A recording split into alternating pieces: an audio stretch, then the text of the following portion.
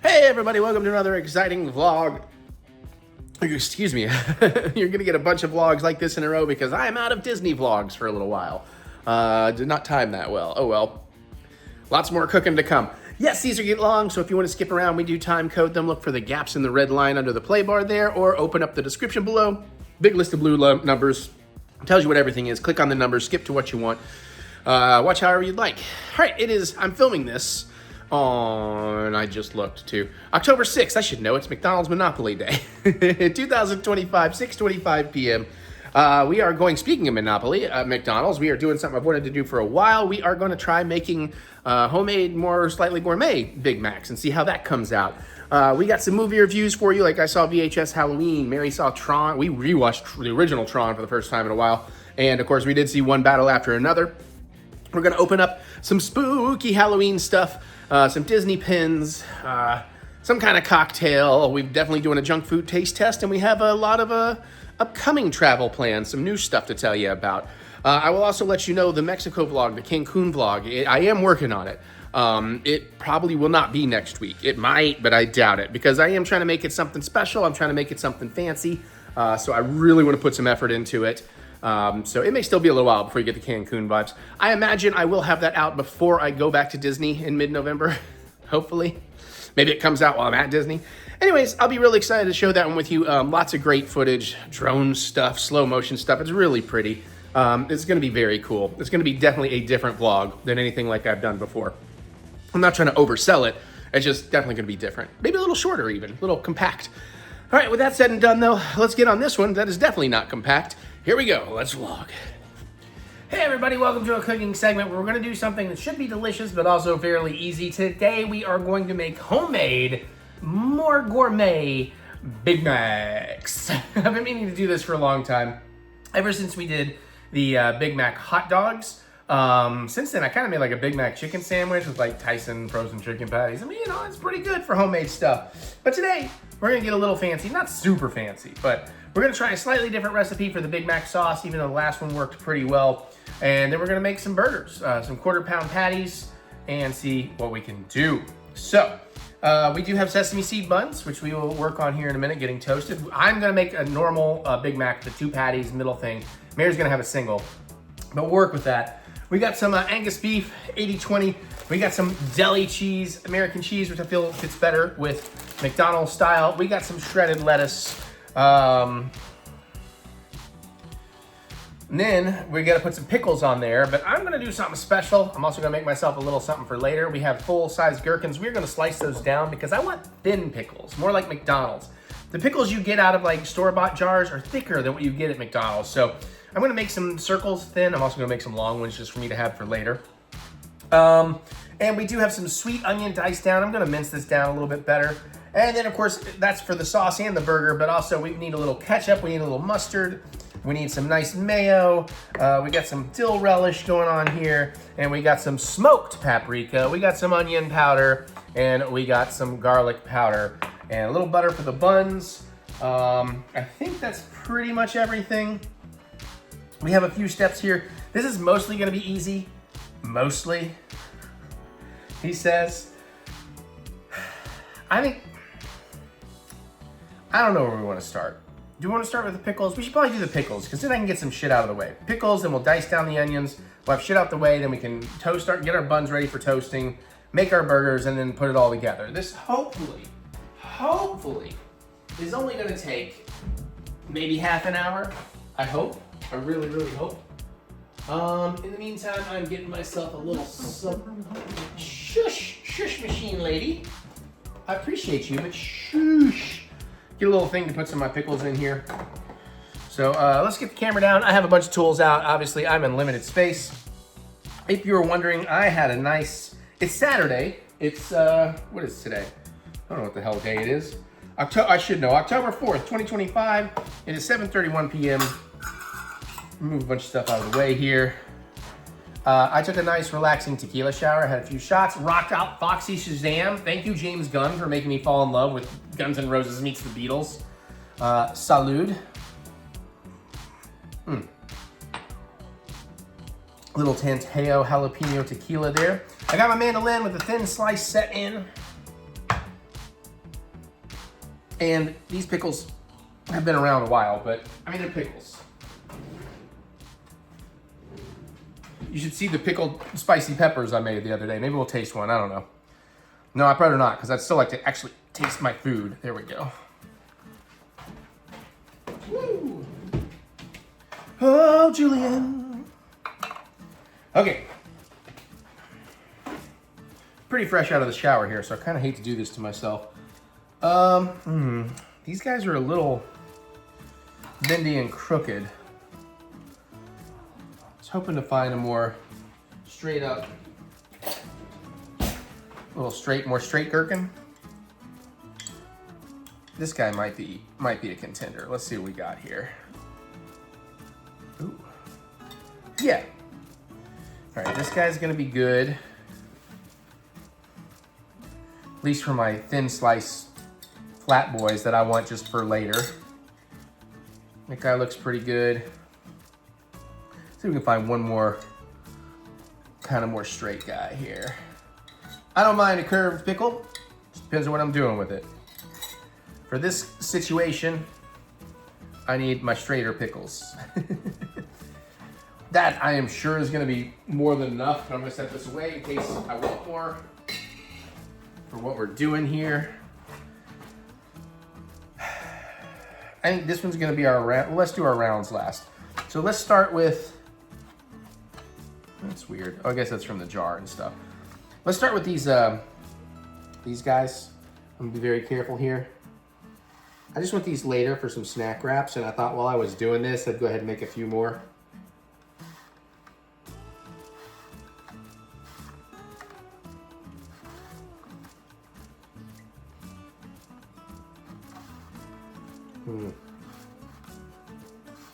Okay, that got very close to getting me. I'm just gonna throw them in a little container. Let's get some flat wraps off of these guys. This guy here.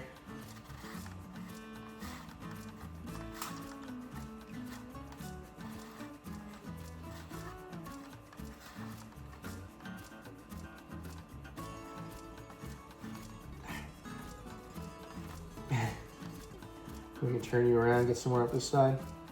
No, you're just not gonna cooperate. Can I get something like this?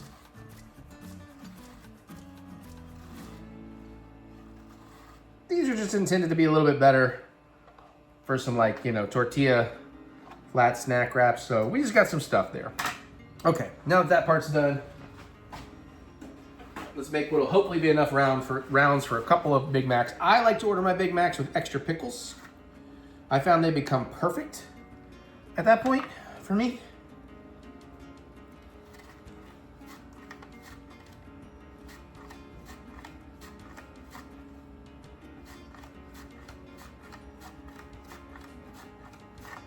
Make sure you're paying real good attention, or that you're, using a safety guard. I'm trying to pay real good attention here. I'm not going to go all the way to the edge, so that's why I figure I'll be all right. Hopefully. Knock on wood for me, everybody. These pickles are a little soggy, but they're kind of older. I'm sure by now I have enough, but let's see if we can get one or two more out of here. I don't trust it. There we go. Throw that nubbin. So as you can see, those look a lot more like McDonald's pickles when they're more thin sliced than what you get out of the stores. That should be more than enough for what we're doing. Okay, so we're done with the mandolin. I'm gonna get all this juice off the cutting board here.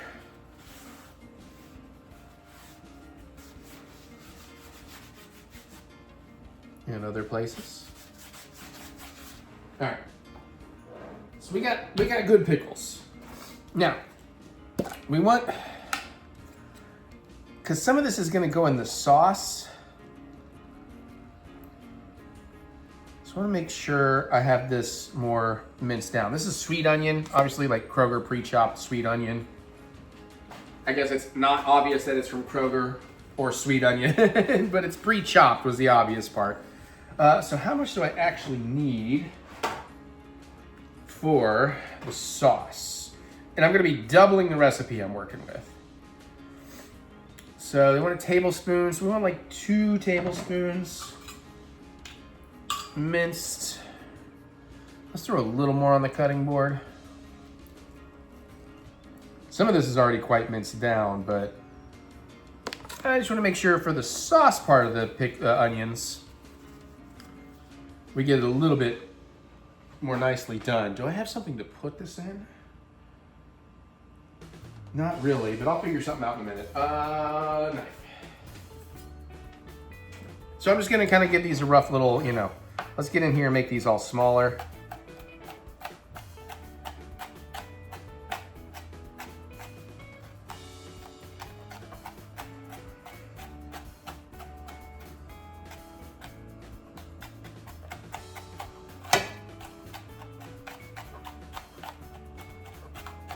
Sorry for my fan noise, but at post out of the shower, I'm a little warm.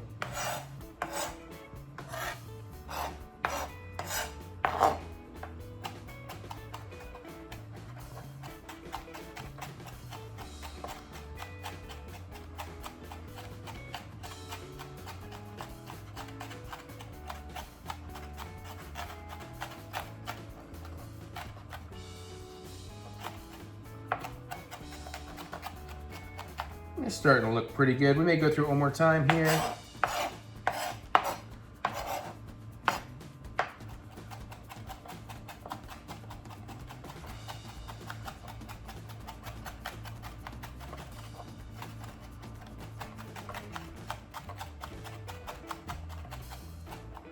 Okay, that's pretty good. I'd say that's good enough for what we're doing here. I think I definitely got more than 2 tablespoons. Because again, I'm doubling my recipe up. Actually, I'm gonna be pretty close to just right, I think. Yeah, actually.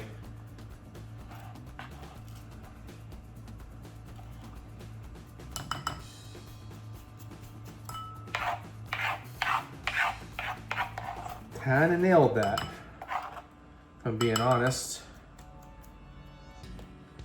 And suddenly I'm realizing this bowl may be too small. I may need to reassess that bowl real quick since I'm doubling my recipe. That was the hardest part of the stuff we're doing. Everything else is pretty freaking easy from here, people. Set that aside for a second. Let me wipe this off. We're gonna flip it over for just using it as a prep station. Hey. Smells good. Well, I mean, I've chopped onions, sliced pickles, and a chopped onion. Okay. Let me reassess this bowl real quick. So, 1.5 cups. That's gonna be pretty tight. That is what she said. Let's put this in a bigger bowl. I hate to because that's a dish wasted, but honestly, I think this is like a 2-cup bowl. And if we're already, you know, if the mayo itself is 1.5 cups, we're gonna need some room to. Hate that I lose some of that onion juice, but it is what it is. There we go.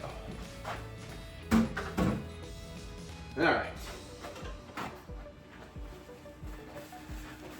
So now, we'll just continue on making this sauce. So, with that said and done, let's work. I do have another one of these. I don't know that I have 1.5 cups of mayo in here.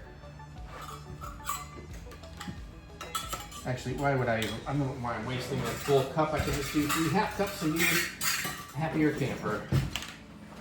I'm gonna go get the fire started. Okay, there's still like half an hour before I'm going to get to enjoy it. That's all right.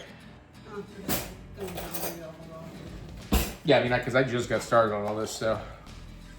I'll go start setting some stuff outside, like chairs and things.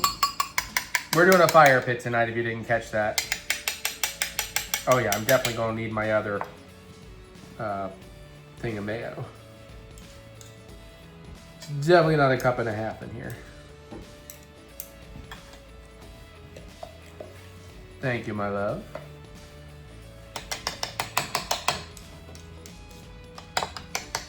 there's barely half a cup left in this one.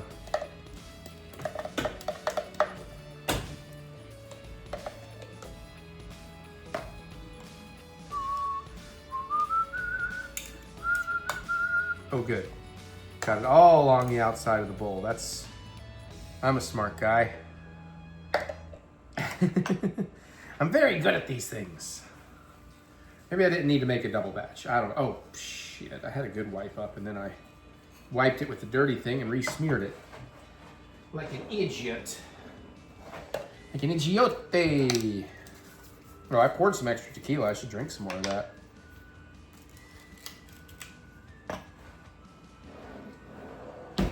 Okay.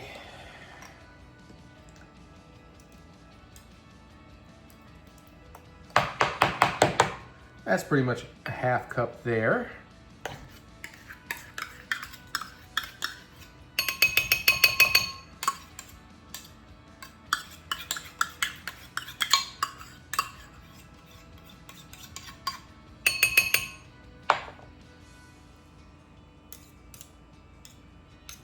Okie dokie.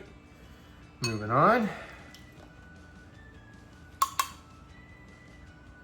I'm gonna have to put mayo on the list. I'm gonna run through a bunch of it here.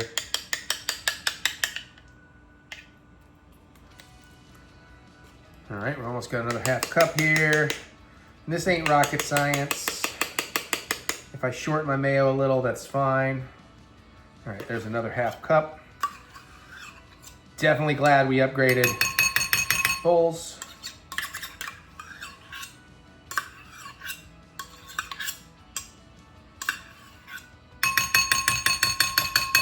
Try to get one more going here.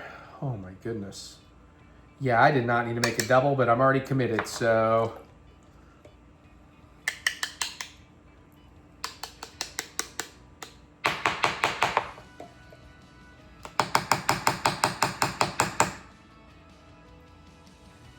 Cool.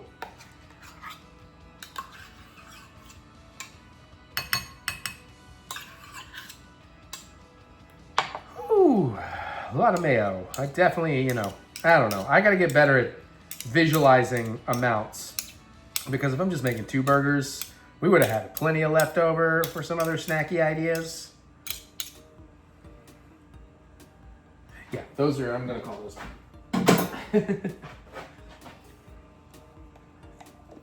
All right, well, I don't know why I'm zipping that up. We may need it. Let's see if we can get it. Let's see if we can use that for toasting the buns. Okay, so what's next?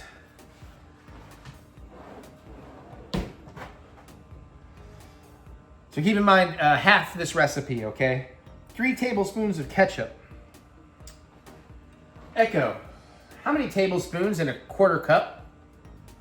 1/4 cup is 4 tablespoons. Tablespoons it is then. You are not my tablespoon. What did I do with my tablespoon? Did I already? Oh, dummy. All right, let's get another tablespoon then. We might even dirty up a couple of tablespoons here. We'll wait and see. So we want 3 tablespoons of ketchup. Just standard Heinz ketchup here.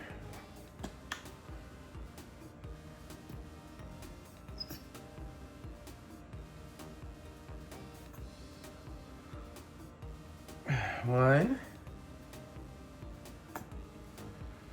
2, 3. Okay. So you should be done. How much mustard? I think it's the same. 3, nope. 1 tablespoon. So 2 tablespoons of yellow mustard.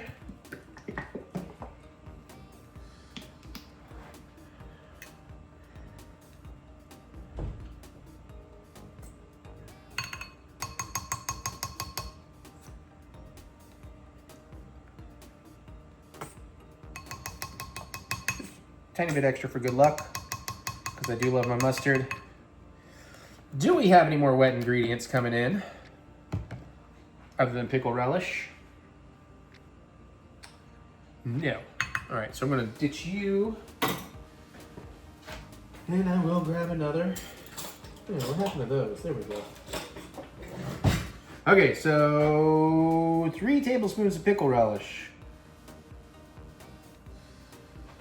Now you can do a sweet relish here, and then you're gonna skip the sugar component, but I got dill relish, so we're going for it. This looks like pretty good dill relish.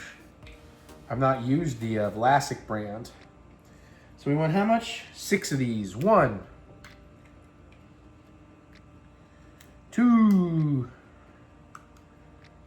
3. I like it to have a lot of pickliness, so 4, 5, and a heaping 6th thing there. Very glad we, oh my God, it's like half the jar. Alrighty. So we have the mayo, the ketchup, the pickle relish, the minced onion, the yellow mustard. We need 2 teaspoons of granulated sugar. Luckily, I think I have just enough because I am out of sugar. It is on my list, but I think we're good for 2 teaspoons.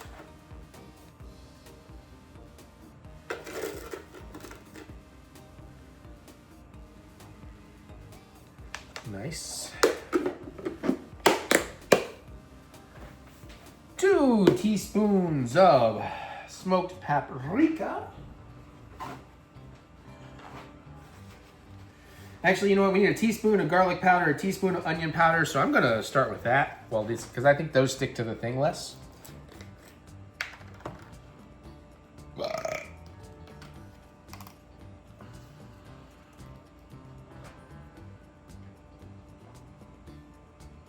Just a tiny bit more. A little extra flavor. Got to take them to Flavor Town somehow. Okay, you're good. And then we need, I believe I said a teaspoon of garlic powder. Which means, oh, I just went real heavy on the garlic powder. I forgot I'm holding a teaspoon. Okay, quarter of that garlic powder, because I just doubled it. I'm fine with that. But we only need a full teaspoon of onion powder here.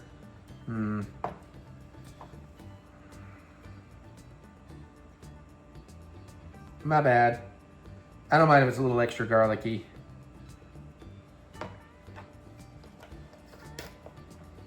Okie dokie. And then, let's get these 2 full teaspoons of smoked paprika, and I think that's it. Yep, that should be everything. So then we'll be able to mix this together. Oh my God, I have made so much. I really could have stuck with the single. I really should have stuck with the single. Now I definitely want 2 teaspoons of smoked paprika.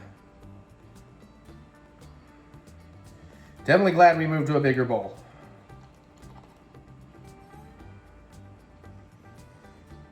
Okay. That's it. Everything from here is going to be pretty easy. Everything else is basically making burgers. I think I want a bigger whisk.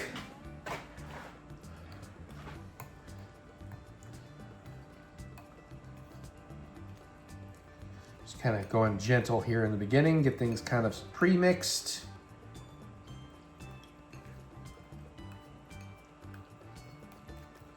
Ooh, this bowl's almost too small.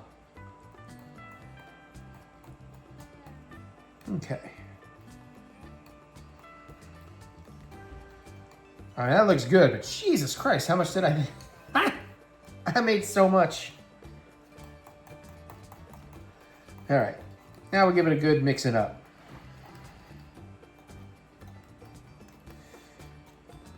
Ooh. Wonder if we could do like a Big Mac Philly steak. Probably. I definitely made way too much Big Mac sauce. I did not need a double. Wow. Couldn't you just tell by the ingredient That's what I'm amounts? saying. I'm not good at that yet. I haven't learned that yet. Next time ask me. Granted, I know. Granted, well, you weren't around. You're busy. Granted, I did want to have some extra for later, but also I accidentally doubled the garlic powder in here. Uh-oh. That's all right. It's garlic powder. We like garlic. Maybe that's what makes my special sauce extra special. Where's wards off vampires. That's right. Okay. I think that's looking pretty good and mixed. Scrape my sides just to be sure. Okay, let's give her a taste.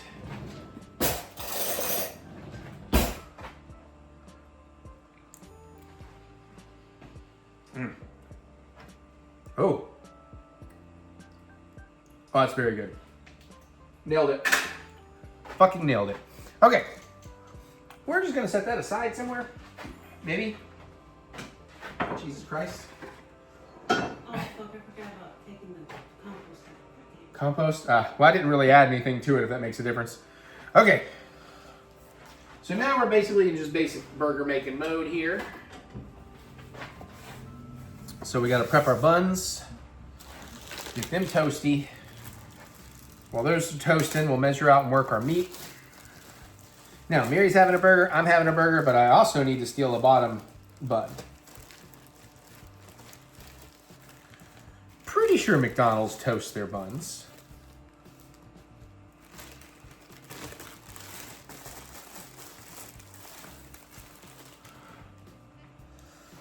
La la la la la la la la la la la la da da da da da da. Sorry. Salud. Sugar away. I can start clearing some stuff out of my way and make a little room here. Okay. I need a kniff. Now, again, you can obviously butter in the pan, butter, spread, toast, but I like, Mary and I prefer a little mayo toasting. I definitely do not have enough in here to really get it done, but thought I'd scrape what I can out of this. And these being McDonald's ones, I don't think I need to super duper toast them. I don't recall McDonald's burgers being super duper toasty. No. But they do have a little toasting, yeah? On the Big Macs, I'm pretty sure. I'm not super familiar, so no, I can't say. I'll be having a lot of Big Macs starting on Monday, the Monday before this vlog comes out. Monopoly's back, bitches!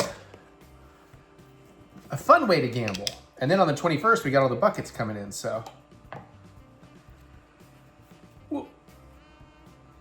Again, I'm using a much lighter hand than I normally do on these, because we are giving them a bit of a light toasting.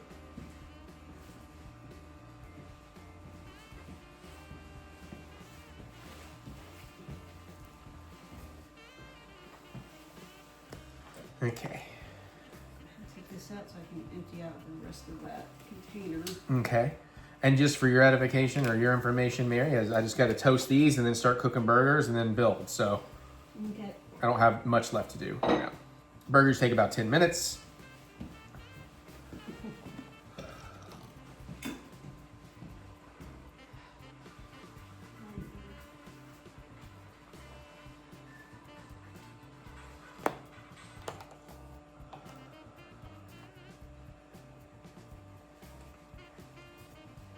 I also kind of like using mayo on toasting burgers because honestly, even if you have spreadable butter, I just find this is way easier to spread.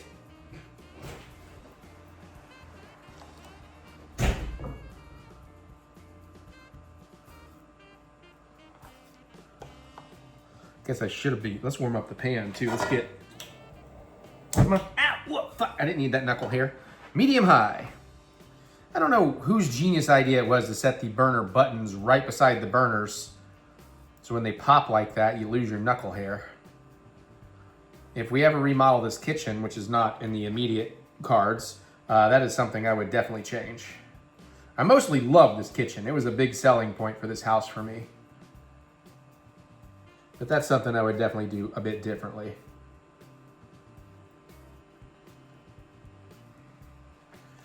Okay. Buns are good. We're gonna let that pan heat up just a bit while I put a few things away. So bear with me.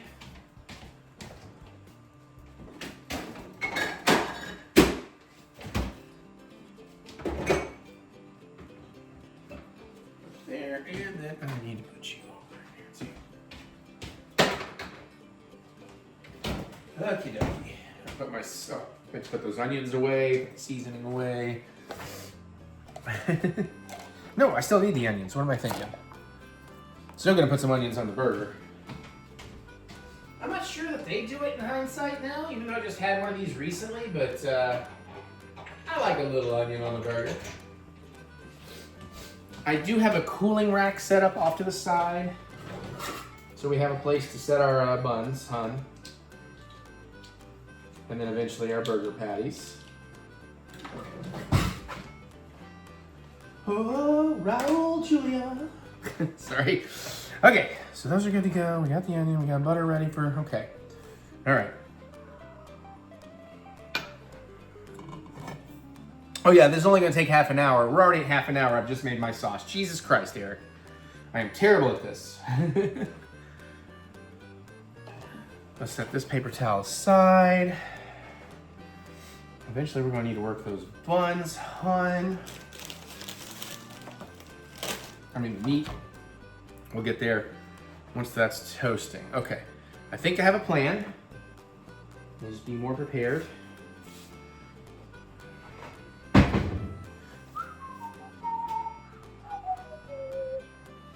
All right, let's get these going.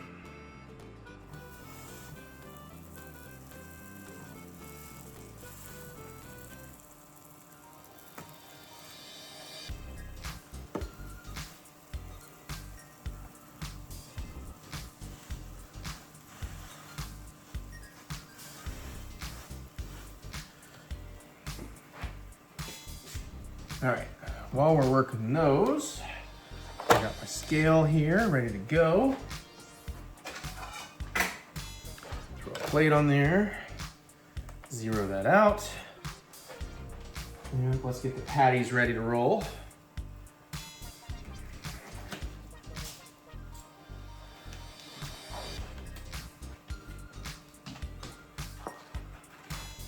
Get my meat open. Let's go this way.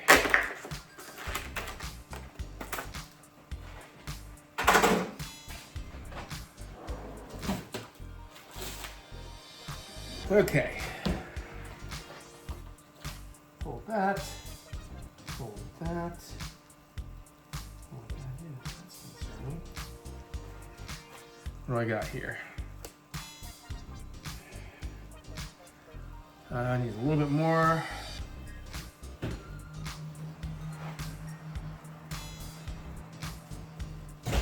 Trying to get these a little more scientific. That's a 1/4 pound.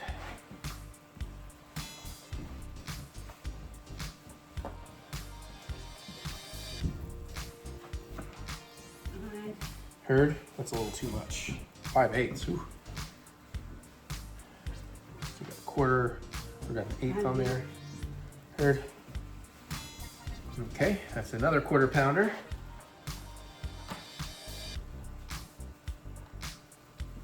Pre-cooked 1/4 pound, of course. See what you got there. It hit 12. I need about 1/2 ounce.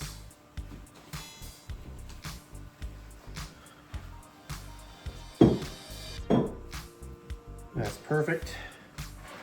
Which theoretically means this should be 1/4 ounce, and those buns are about ready to come off. Hopefully I can do this in time and not burn them.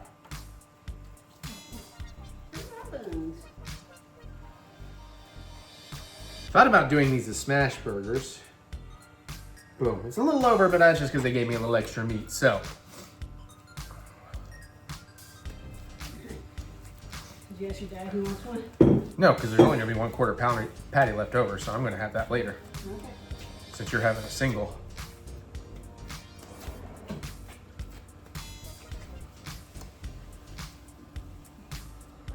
I'll try and smush this out a little bit more than I normally would so they don't hopefully bump up as much as normal. Trying something new here, and I hope that works. Also, I feel like I am panicking because I can tell those buns need to come off. Wash my hands real quick. You're okay, you're okay. Ah, shit. Okay, I am panic working here. These are not gonna be the prettiest burgers.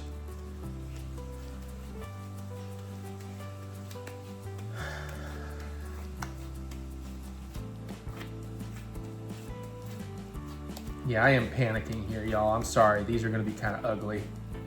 Oh, no, that I can't abide that. Where are the buns going? Just take the pan off the heat.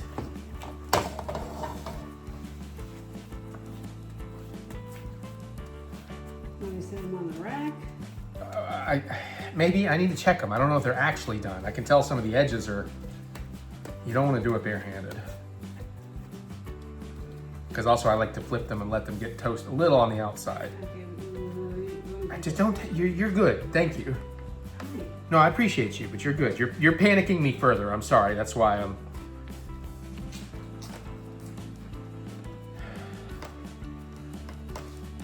God, these are gonna be so fucking ugly.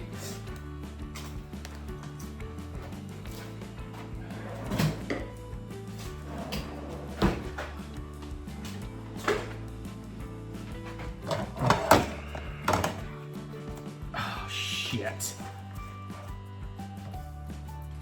All right, that one's salvageable. This guy's, oof. Shit.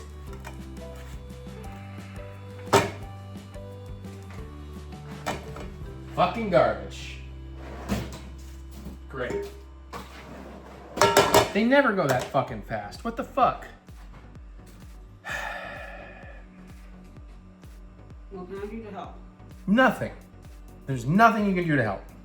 I appreciate you're trying to help, but it's that thing right now where trying to help is just making it worse because I'm fucking pissed off about that.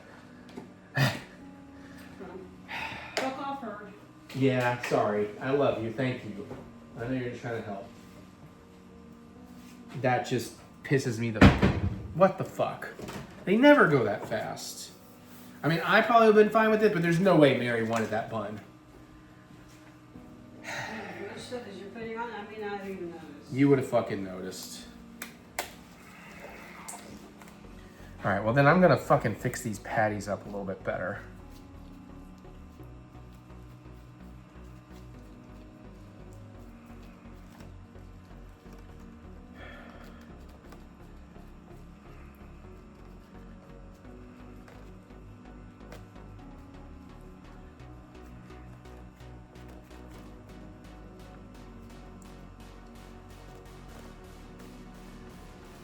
Especially this guy. This guy got out of hand.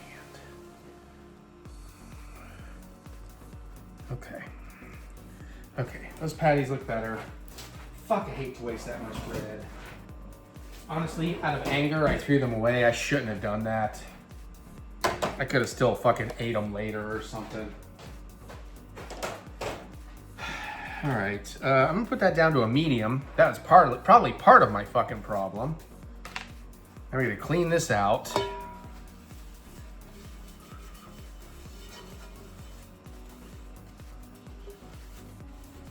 Ah.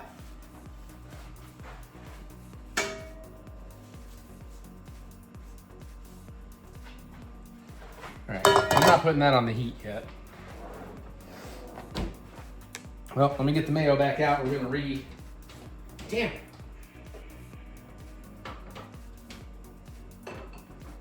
Damn dilly. Damn it.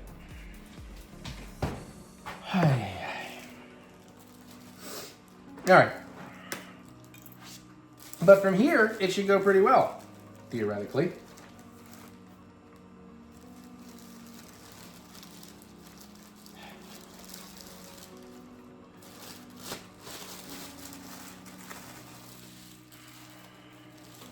Like, yes, those were still edible, but they wouldn't have been great. Did I pull out a whole... Oh, fuck me. God.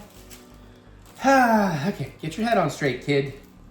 Get in the game. I'm sorry, I think I'm just getting, like, hangry now, too. Because I am working on my 4th shot of tequila with nothing to eat. I'm still not hungry. I don't feel like I'm hungry. It's also 7:30. So nobody's coming, right? It's just guess we have to set up the fucking projector, yay. David said he might come by. Who? David. Okay. Might. Yeah, but still. If it's just one person, it's not quite a... You should have told him I had spicy stuff he could try.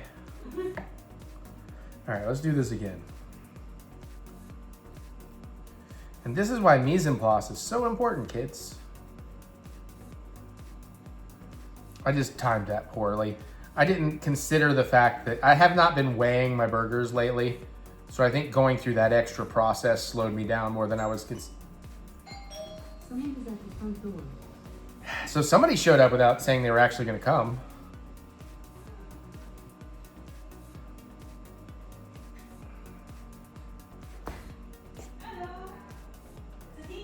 Tina, all right, a teeny.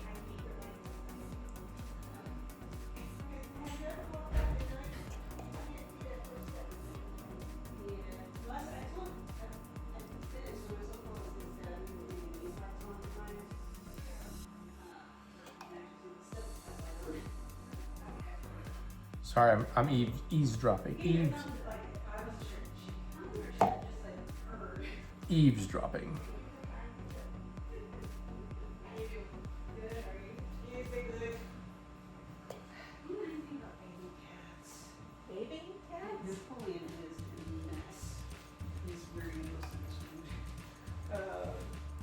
I would suggest baby wipes.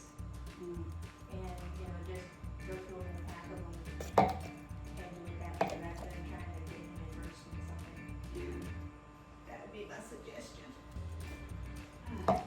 Hi, Teeny. That's your new nickname because I stupidly said it and it made me laugh. Alright. No, don't worry. I'll forget it by tomorrow. Of course, his grandmother. Was Tiny. But FYI, we should let Tina know that I am actually recording for the vlog right now. So, don't say any secret codes or secret plans or... Oh, you can fucking cuss all you fucking want. I've been cussing because I fucked up here and it pissed me off. Just making sure I know The rules. guardrails. Yeah. Yeah, no, I put the buns on the toast and then I wasn't accounting for that I was going to actually weigh out my patties and instead of just free-forming it, and they got a little... Toasted buns. Alright, just checking. I heard bugs. Ah, B-U-G. no, we don't do that here. I draw the line I at heard insects. the post. Oh, sorry. Let me. No, that's fine. I just wasn't expecting it. Okay, let's try this again. And then everything's good to go. And now, granted, I mean, they would have been edible. If I was just going to have a straight-up burger, I would have ate those last buns. But I just feel like that burnt would have taken away. Okay. I did not let my pan heat up either. That's kind of hopefully not a problem. Okay. Some good news is I have a case of Sam Adams Oktoberfest chilling downstairs. So, also, oh shit, I also have to make the fucking apple cider vodka. It's a very nice jam. Hell yeah. Sorry I can't offer you a burger. I feel bad, but I only have so much stuff here. I'm making the gourmet Big Macs. So we put together the sauce already. Now we're just doing buns and burgers, and then we can do that. Because my Cancun video is not going to be ready for a while. I am working on it. It's fucking awesome, and I wish I had nothing but time to work on that. Do y'all have a good trip? Oh, it was It could have been better. mostly great. Yeah. But Yeah, it was a little dreary. Yeah, a little dreary. yeah, I've never been in Mexico when it was that cloudy for that long. But luckily, I shot all my footage flat so I could color grade better. And looking at it back in the room, I was like, it looks good, but now that I've had a chance to kind of color grade time, I'm like, oh, yeah, no, we're good. Yeah. The other big surprise was the $500 tax for bringing my drone and other fancy cameras into Mexico. Huh? How's that work? Apparently, Well, there's a you get tax. stopped by the military police. Yeah, they go through your entire bags, ask what everything is. Okay. Then they decide, oh, you have a drone and you have professional cameras. Can you show us receipts? Because it's a 19% tax on what you paid for it. You didn't buy it there. Why would I know. And I think they overcharged me because I think they looked at a receipt that had a bunch of other stuff on it too. Because I found one other video on YouTube where a guy ran into the same thing. Like, I did my research. I wasn't ready for this. He had the same drone and it only cost him $150. But, so I don't know, but. I think you got taxed for all your cameras. I think I got taxed for more. Well, I also think, well, For up to 5 years. the drone cost $750, They taxed me on all the, because I had the special, where you buy the accessory kit with it, so you get more batteries and stuff. Plus, I had ordered a bunch of other kits, so the receipt I showed them was like a $3,000 receipt. So I think they just decided that, yeah, it's like, So next time. I don't have a receipt. This costs this much. Yeah, exactly. Johnny receipt. No, I'm not even going to show them a receipt. I'll just say, here's what model it is. This is what it costs. You can see online. Okay, that's a nice light toasting on that one. That's what we want here. I could kind of turn that around though. And yeah, these are all where the, this pan's too big for this burner. That guy needs more time for sure. Well, like you can see, Mary, that parts of this are, I need to turn it around. So the untoasted parts get on the flame a little more. Ah, I see. I see something on there. What?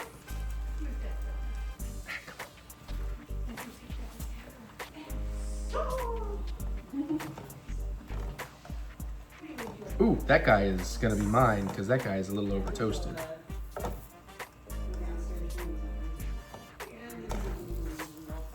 Okay.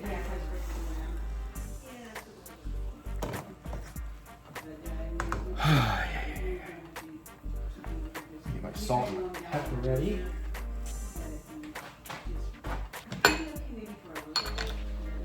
Let's see. So you can see what I'm doing. I'm gonna go ahead and pre-salt. We're gonna go this side down.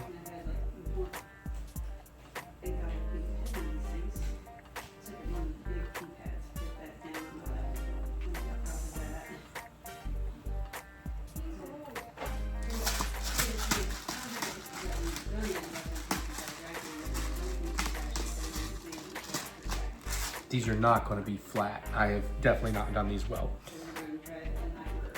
Okay. That guy's perfect. That guy's perfect. That guy's good enough. That guy might be a little over. That guy's definitely over. Okay, Mary's getting a slightly toastier bun.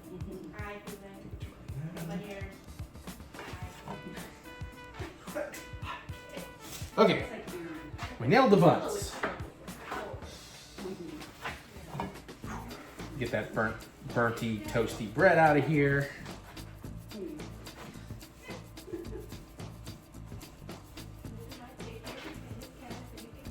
All right, medium high. We were on medium this time. Give that a second. We'll leave the salt in that out. Let me get some butter ready for the pan. Hopefully, you know what, actually, hopefully that pan's not too hot, we don't burn the butter. Got a knob.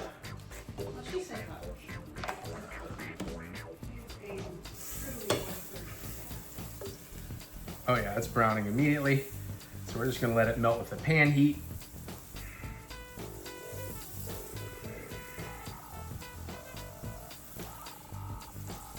And we need to bring up the fan, so sorry for the noise, but it's gonna get splattery. Okay, burger's going in.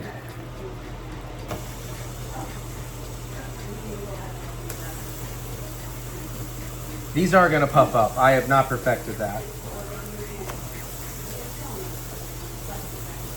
All right, Echo, set timer, 5 minutes. I don't know that I need 5 minutes, since these are thinner than what I have been doing in the past.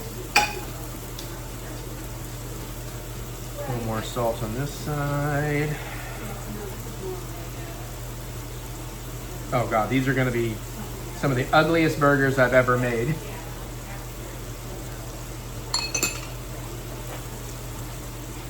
I don't know why we have that salt so buried these days.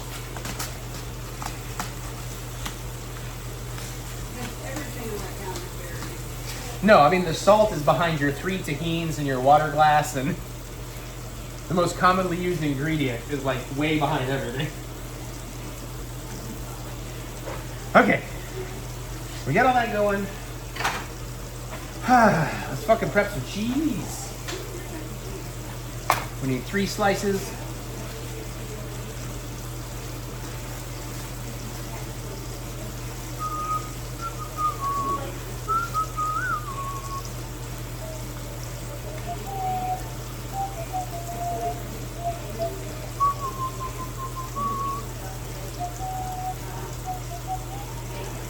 Yeah, you know what? I'm going to use this extra boy here.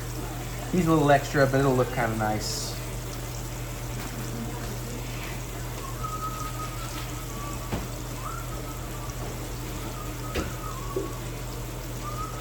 Do not get lost, man. It's not going to take too long. Just so you know. Like 5 minutes. No, you can't do that to me. I can't do that. Yeah, 5 minutes, sure. 8. I'll give you 8 minutes. I got enough balancing act going on in my brain here. I haven't done this in it's not like I'm making something I've made 100 times, so I don't know, you know? So I was like, no, you can't just tell me to tell you when it's almost ready. I don't know. Why did I put that butter knife away? I don't know. 'Cause I'm freaking out.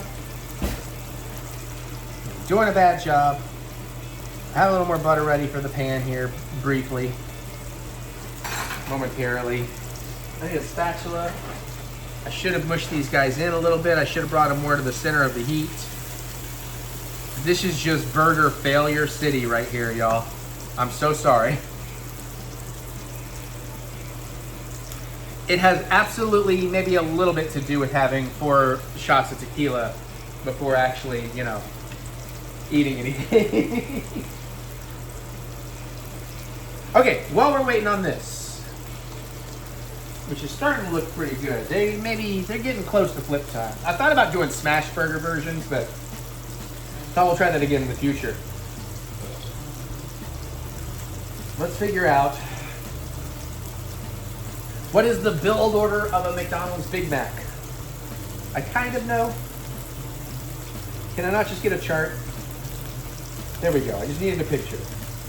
Is there literally lettuce on 2 sides? Is there really only 1 slice of cheese? That doesn't seem right. Well, mine's getting 2 slices of cheese. Okay. Okay, I'll work with that. We're gonna go lettuce, sauce. I'm not putting the cheese under, I'm sorry.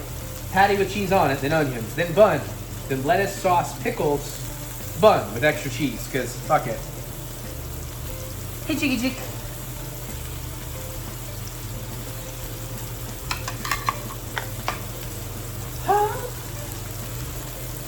Keep on, keep it on. This is gonna be mine. Okay, take a look at these patties though, because you know what? We're gonna let these go the full 5 minutes so people don't bitch about them being under, even though pink is perfect, but you know. There's a vagina joke in there, make it yourself.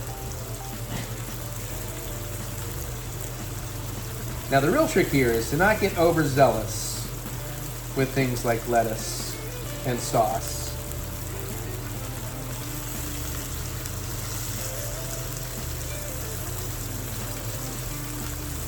It's the thinnest layer.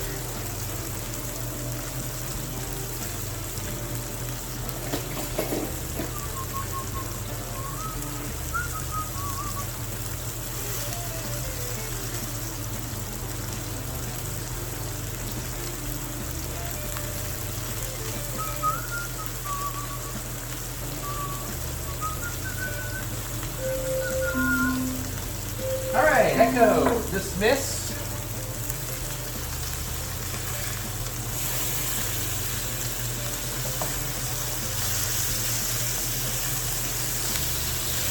Honestly, I don't need that extra knob of butter.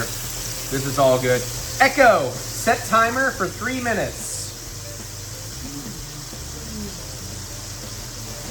Sorry, Jake, I'll let you down there eventually. Oh, we need cheese on these. On some of these.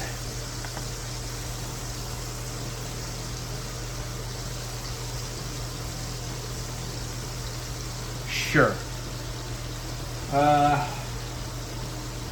Okay, now that I got Mary's plate, let's start her a bottom bun hookup.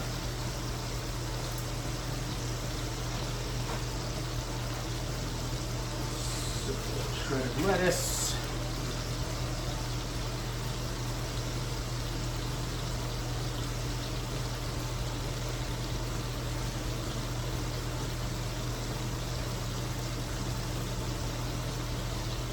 That looks pretty good. A little Big Mac sauce.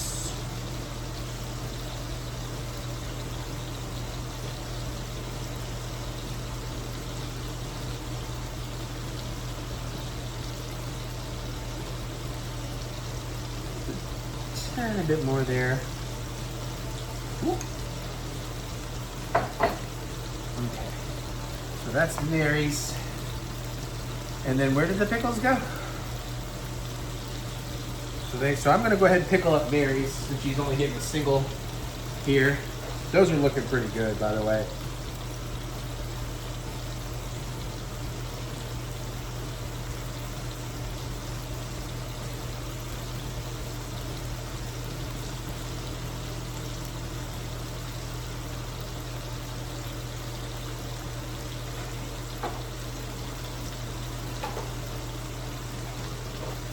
How are we on time? Oh yeah, I'm gonna go off heat. I think I'm done with that. Let's get these burgers on the cooling rack.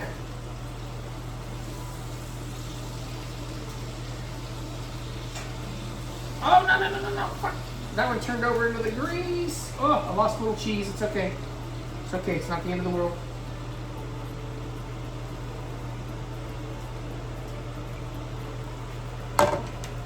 Okay, take that down and off.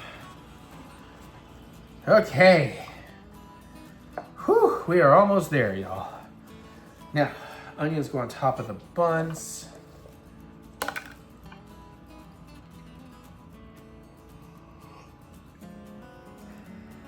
Or on top of the burger, I should say. We'll give these a minute, not too long, but see, they're just on a cooling rack. That's the one I fucked up. That's okay. I'll take that one. Echo, dismiss. Yeah, they turned into bits of hockey pucks, but whatever. Oh. Okay, so I'm thinking, let me work on building mine up a little bit here.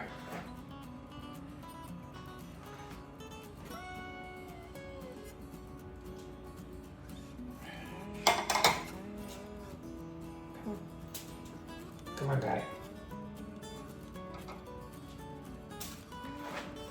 Just since I need to build up this second bun. Oh, little onion, right.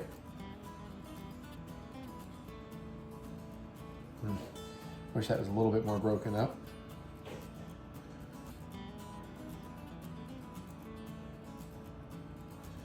Okay, then mine gets a second bun. Push that in a little. I'm gonna get, what is it? Lettuce, sauce, pickles. Lettuce, sauce, pickles, okay.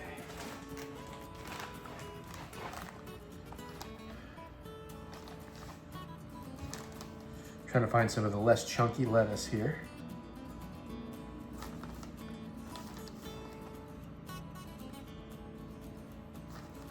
Just a tiny bit more.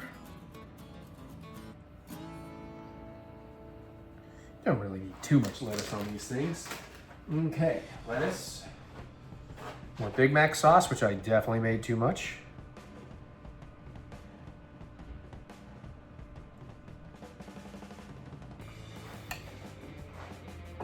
Pickles.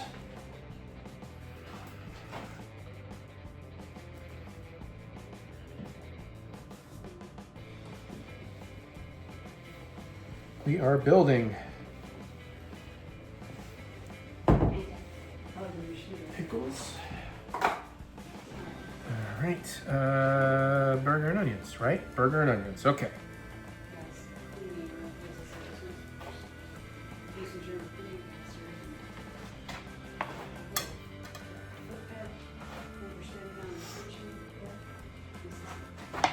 Okay, let's get some onions on these bad boys and they're good to go.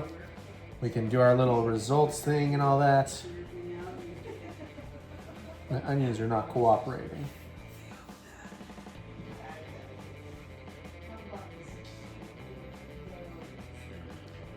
All right.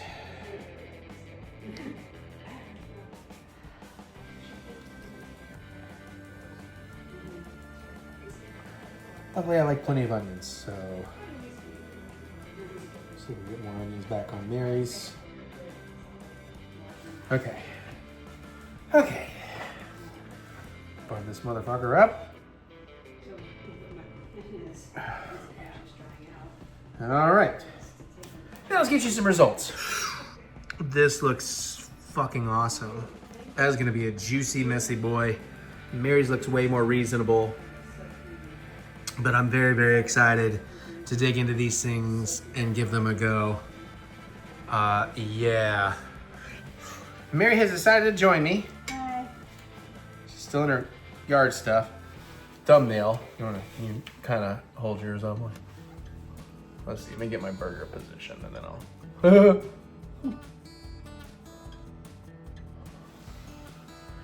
Okay.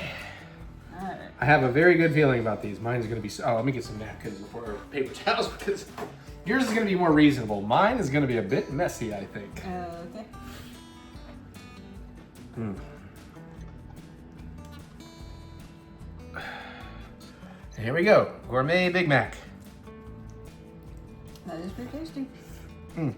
I could almost not get my mouth in there. Although you will never get a rare hamburger at McDonald's or This is not fucking rare. This is fucking medium.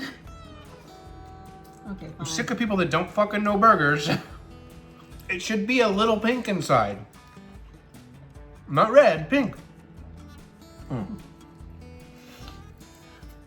sorry, I had to spell. Well, it's pink. It's not red. It's not bleeding, not blood, but whatever that is. The iodine, whatever. Okay, I do love this. I think Mary's is better because since mine has 2 quarter-pound patties, it's a little bit thick. It's a little burger heavy. But like the pickles, the sauce, that is fucking working. But also half my sauce is now on my plate.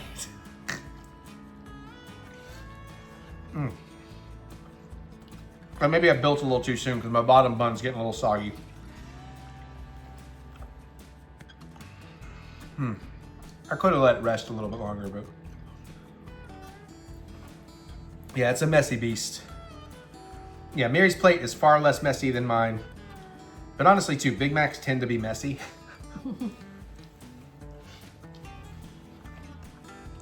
That's pretty good though. I think that sauce is pretty close. Having not eaten many of any Big Macs, I think I've had like a bite of yours occasionally. Yeah, you haven't gotten into them like I have. I've become a little obsessed with Big Macs recently. They're pretty goddamn good, and they sit with me most of the day. Okay. Well, Mary's almost done. I'll let her cut when she's finished. But, yeah. No, and again, that is the perfect fucking temperature for a burger. At least for my taste.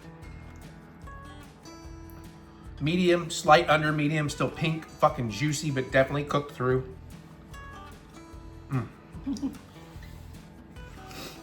Yeah.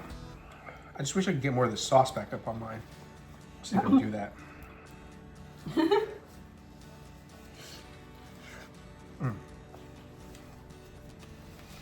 So maybe Really anything on. I can hold my burger plate over it, but yeah. And that's after I scooped up a bunch. I was gonna say, maybe not quarter-pound patties. If you're doing this, maybe do 8 pounds. I would say out of a pound, get at least 6 patties. Just out of curiosity, did you tell them about your relish? Or your not relish, but your... I mentioned my hot pepper stuff, which, oh, Tina gets to try. Mary, you want to tell? Actually, you know what? You guys don't need to know about this right now. Will you do the thing where you swipe in the camera and then cut it so I can just not make them watch me eat this whole thing? Bye. Hey everybody, it's taste test time, and it all tastes a little funny at the Clown Cafe. Halloween season.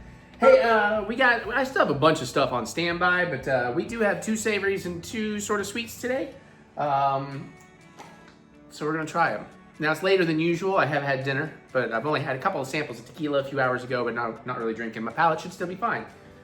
What are you thinking, my love? I think they're both about the same level.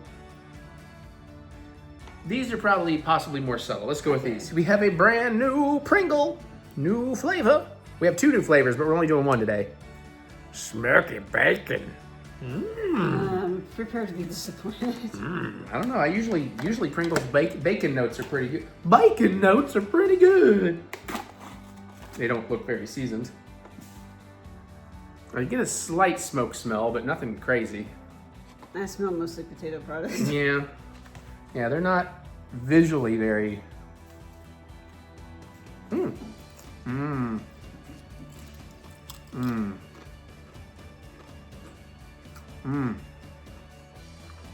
definitely tastes like bacon up front. And it actually doesn't get that overpowered by the chip.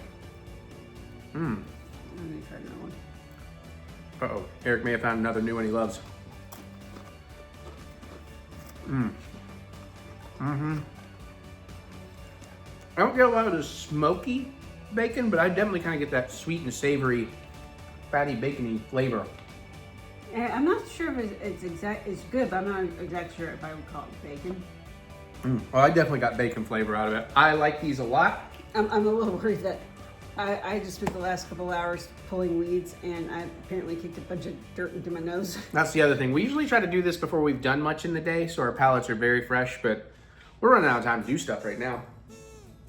Okay, I love these. I would definitely buy these in a store if I come across them. I might actively seek them out. So, you know, I would have to eat more to know, but yeah, like it's lingering a little bit. I like that. The flavor of the balance of potato and smoky bacon. Yeah, I would probably actively seek those out. That's pretty dope.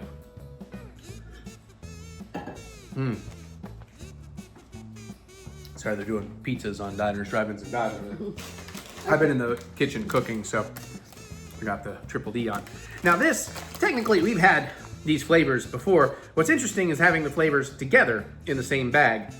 And it doesn't seem like the most obvious pairing, but you know. Plus I saw this in the store and I was just in the mood to go.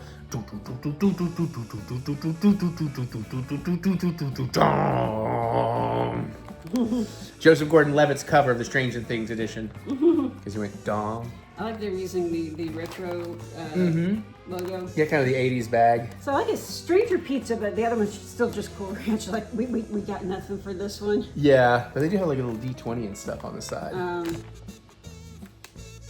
Chip in for Hawkins. Wouldn't it There's be a phone like number. surfer pizza or something? Yeah, it should be, but anyways, I just think this would be kind of neat. Cool Ranch is fine. It's probably my least favorite Dorito on its own, but I'll eat it sometimes. I recently Pizzas are discovered fine. that people actually put ranch on their pizzas. Yeah, I'm not a fan of that because I like ranch seasoning. I don't love ranch dressing, but I'm not opposed to ranch dressing if it's a drizzle. Apparently there's a place that will take an entire pizza and just dunk it into a vat of ranch. Yeah, that's too much. Hi, cameraman Jack. I wish we turned the I'm not camera. sure. I know, it smells interesting. I'm not sure. I I'm think sure it smells like either, to be honest. Well, you know, I'm not sure. It's like, I thought it was going to be the 2 chips just mixed together, which maybe it is. Okay, maybe it is. I think one is pizza and one is Cool Ranch. I think there's just a lot of Cool Ranch up top. That one is definitely pizza. Or is it pizza and Cool Ranch? Yeah, that's a straight up Cool Ranch. That's a pizza. The pizza ones are very good. Well, let's go together.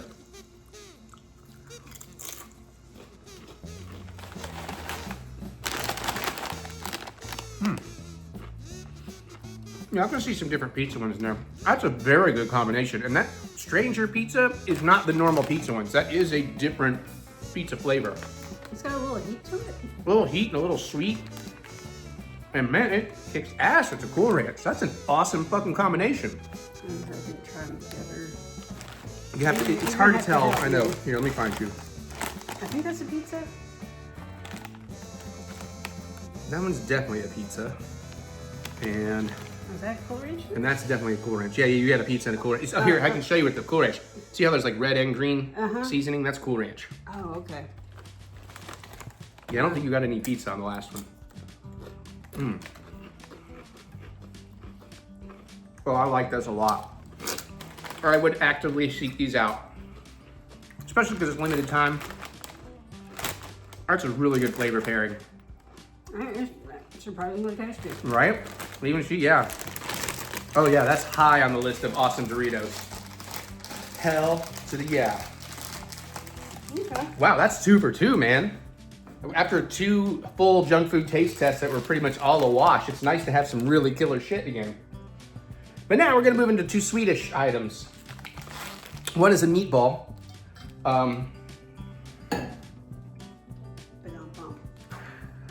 Do you want to do yours first or mine? I don't know if I'm going to join you in yours. I don't know.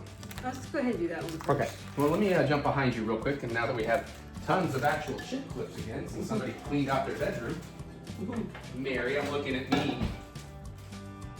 See, you thought I was going to say I'm looking at you kids. So we've had something similar to this. So this is different from what we've had, and I will need a palate cleanse.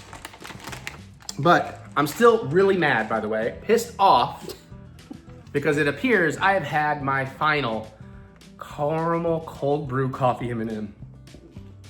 Unless we can find them at Disney Springs in the M&M store, or maybe order them online. I haven't really looked that deep, but not a single store anywhere has them. Even all those like duty-free shops that have tons of crazy flavors. Not that Actually, one. I feel like the duty frees didn't have that much variety. Well, they had a substantial variety. It wasn't like they just had 3 types or whatever. They had one I haven't been able to find here, and now I regret we not bought, which was salted caramel M&Ms. Oh yeah. So anyways, we've had honey nut M&Ms before, which is like a sweeter honey kind of thing. But now they have honey roasted peanut M&Ms. I'm still not entirely sure what the difference is. Well, you've had a honey roasted peanut. Yes. That does not taste like honey nut Cheerios. Okay, so were they, okay, so did those have nuts in them or not?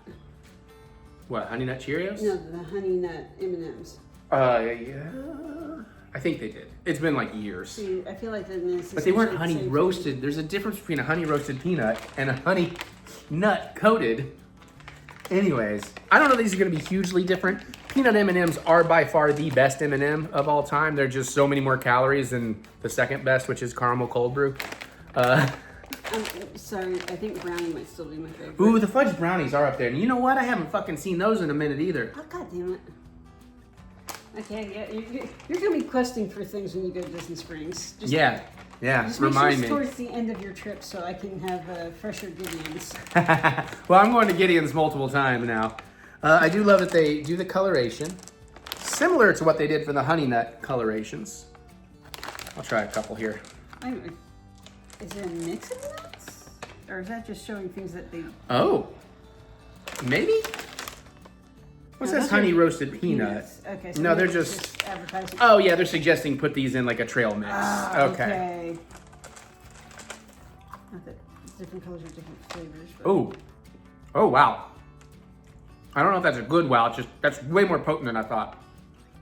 That honey punched me in the face. Oh, yeah. Ooh. That is surprising. Oh man.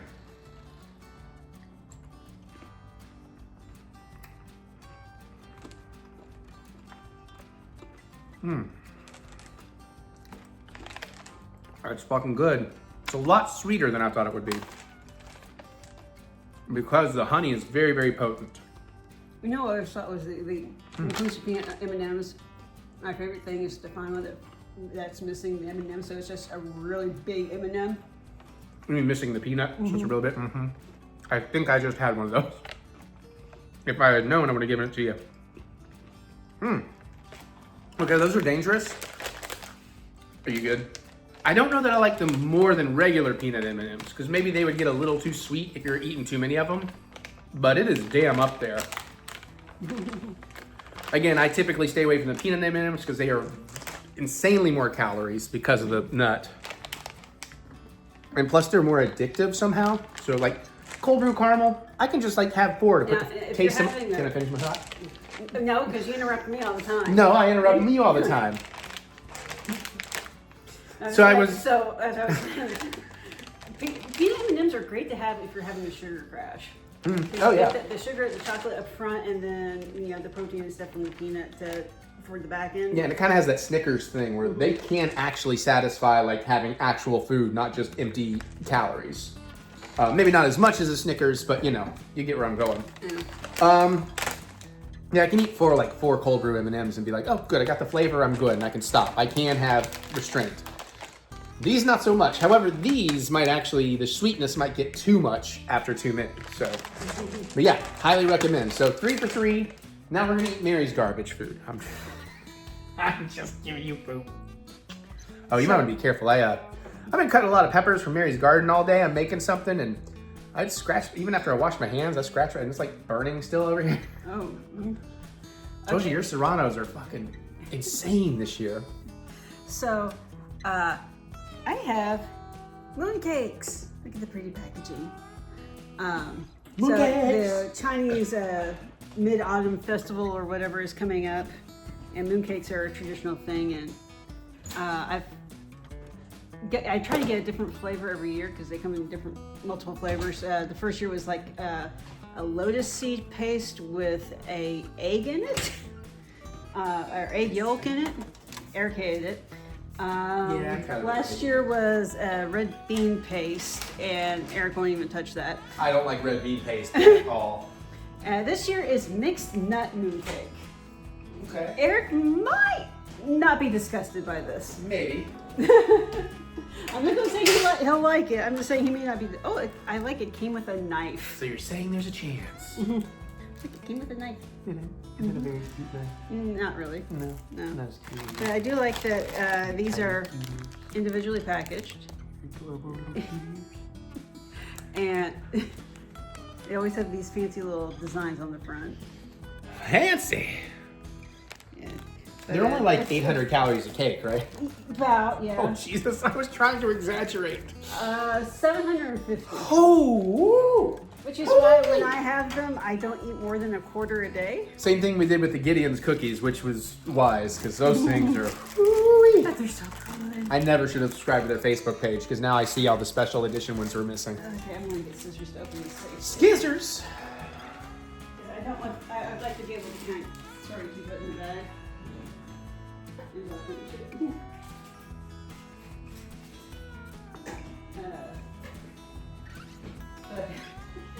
Don't worry, dear. I'm keeping them entertained. Are you? Uh-huh.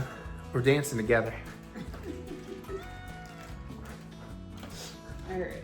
So look, better look without the plastic. I was gonna say I have a new tequila I can taste test, but I literally taste tested it earlier. That's why I bought it. So we're just gonna. I'll cut in the quarters and then I'll. Oh fuck! I'm gonna put this. I'm gonna. Just Yeah. So I don't cut through my hands. Yeah, by please. accident. Yeah, I need you. This is very dense. Neither of us are allowed to get injured anytime soon while we're dealing with Mr. Napoleon, who is for all intents and purposes doing very well as can be at the moment. It just takes a lot longer to feed him right now, and it's so messy. We practically have to kind of hand feed him. Yeah. Like his soft food, when you start and it's like mounded up, he'll get in there, but then when it kind of gets flattened down and pushed into the corners, he's like, nah, nah. We'll scoop it back up into a ball, he'll go back, and it's kind of like that. I And get to a point where I just then you- have to. then I was gonna say you get to a point where you're just giving him spoons of it to let him eat out of the spoon. The thing is, half of it gets knocked out of the spoon and back into the bowl. Yeah, I've started realizing to put the bowl under the spoon as a catcher. Oh yeah. Okay, I'm going to cut this into eighths. We love the boy, and he's still getting around, and he's not using the bathroom 1,000 places he's not supposed to, so there's that little good kindness now. Although Jack is still terrorizing him on occasion. They can hang out a little bit more. Jack is starting to understand. We've been having to separate. We've been keeping this door closed and separating a lot of putties right now. Okay, I'm just going to figure out how to get this out. Just figure I'd give you all the cat update real quick. Ooh, we get to do a big old Disney update in this episode. Comes up after this. Yeah. There's a lot to talk about. I'm going to give you the smaller eighth. I don't even need an eighth, man. You want to show them? Full of nuts. Yeah, that's just too much. I was trying to make it already heavy dinner.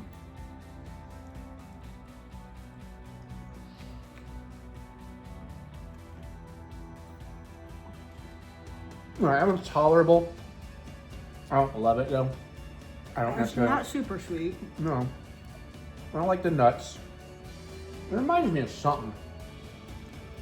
Something Mediterranean. Maybe the, what's that very famous kind of Indian dish?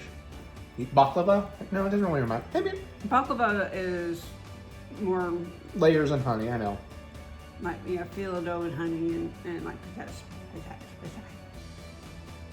Potassium? pistachios. Pistachios. Okay, this one's not bad, but I don't really want the Here. calories. I mean, I could eat that. I wish it was a little less sweet, a little more nutty.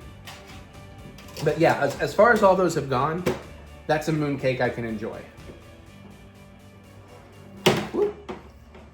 Let's see what the ingredients are here. Winter melon and pineapple filling. That's where the sweetness is coming from. It does have pineapple. Oh yeah. Yeah, now that you said, I can definitely get pineapple. Watermelon seeds. Interesting. Almonds, sesame, kumquat flavored filling. And then, what's taking me so long is finding where because when it says filling, it goes into all the ingredients that go into the filling, and I'm trying to find the end of that. Right. Which is like, where is that other parentheses? Oh God, is it parentheses within parentheses? Okay, here we go. I finally got, no, I'm serious. It's like 5 lines of text just She's for not. the filling. Yeah. Pumpkin seeds, Okay. watered, candy pineapple. Oh, that one only has 4 items in its parentheses. Raisins, with sunflower oil added for some reason. Peanut oil, walnuts, glutinous rice flour, sorbitol, kumquat cake, Which has a bunch of its own ingredients. soybean oil, sesame oil, salt, egg, preservative, spices. Ooh, Chinese cinnamon and Chinese licorice. Interesting. And then potassium carbonate, black pepper, pineapple, lemon, xanthium gum, and citric acid. Contains milk, wheat, almond, sesame seed, peanut oil, soy, egg, and walnuts. Estoy estudiando de aprender español. Hey, I impressed the folks down in Cancun secrets with that. Until then I had to reveal, that's all I've learned in 5 years. But they're like, well, you say that like a pro. It usually got a laugh. Yeah. Because, I'll say it, and I've used that line so often, it comes out kind of smooth. So it immediately sounds like, oh, he does know how to speak. It's like, no, I just perfected that one line. All right, anyways, that was the pew pew pew junk food taste test. Hey, let's do a big travel update. We have a few big things to tell you. I got some specific things and then a big cool thing. Salud, by the way.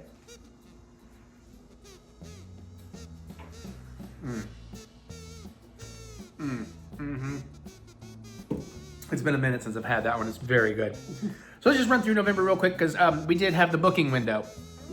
And some things opened up later a second time, which allowed for some fun stuff. So I moved my first day of November 13 around a little bit. I am going to start in Hollywood so I can run down to Oga's for a 12:45 liquid lunch.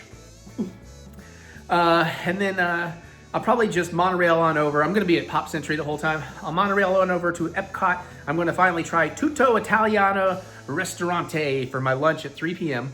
So we haven't eaten there yet. So that'll be fun.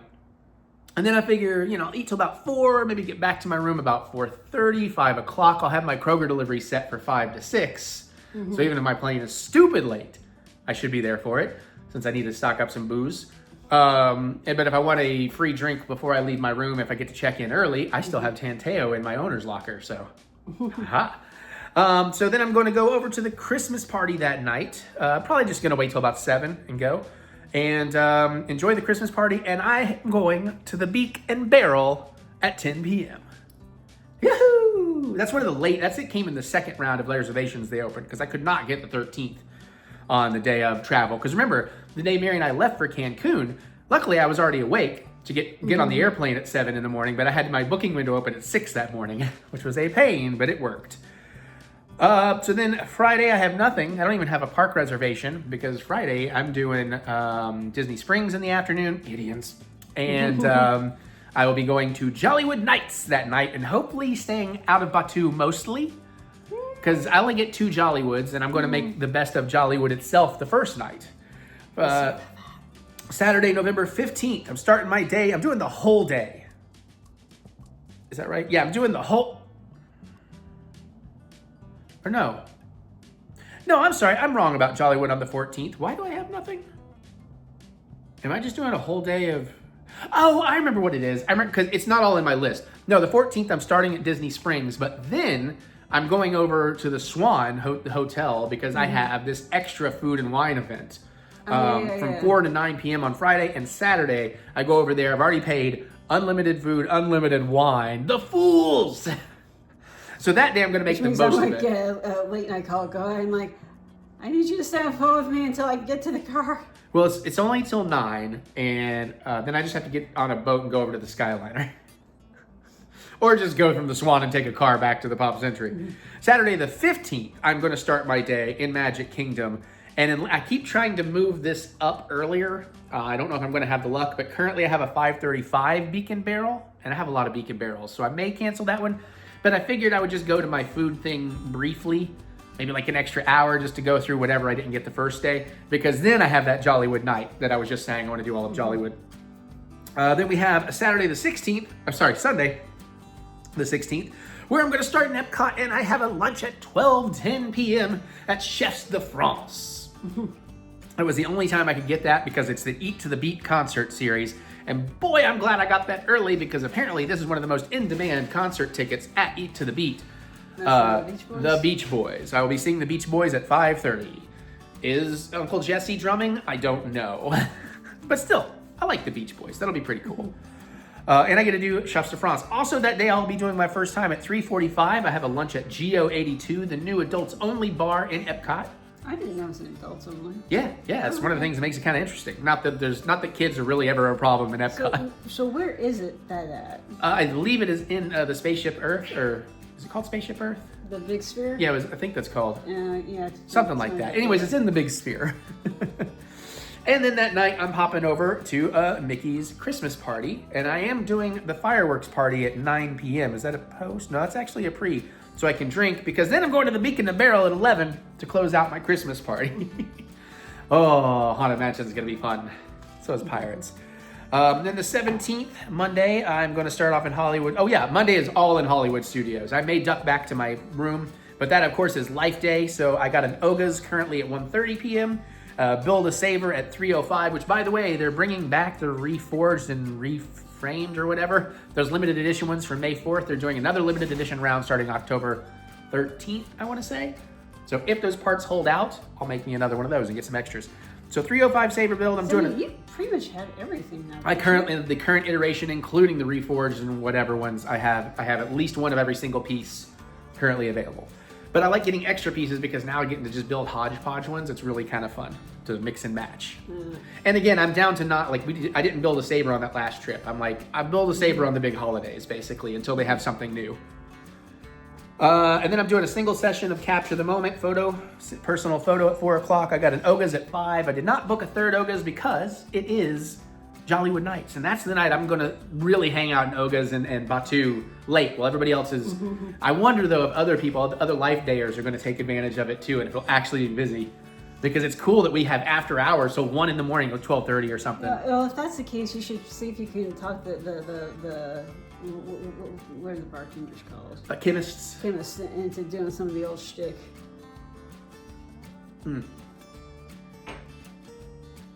I would love that. They would probably love that. If it's like when I went to Jollywood last year, I don't know if they want to do it for literally 5 people in the entire bar. I think I showed you, it was like a ghost town in there. I could just walk up, they weren't time limiting, because why?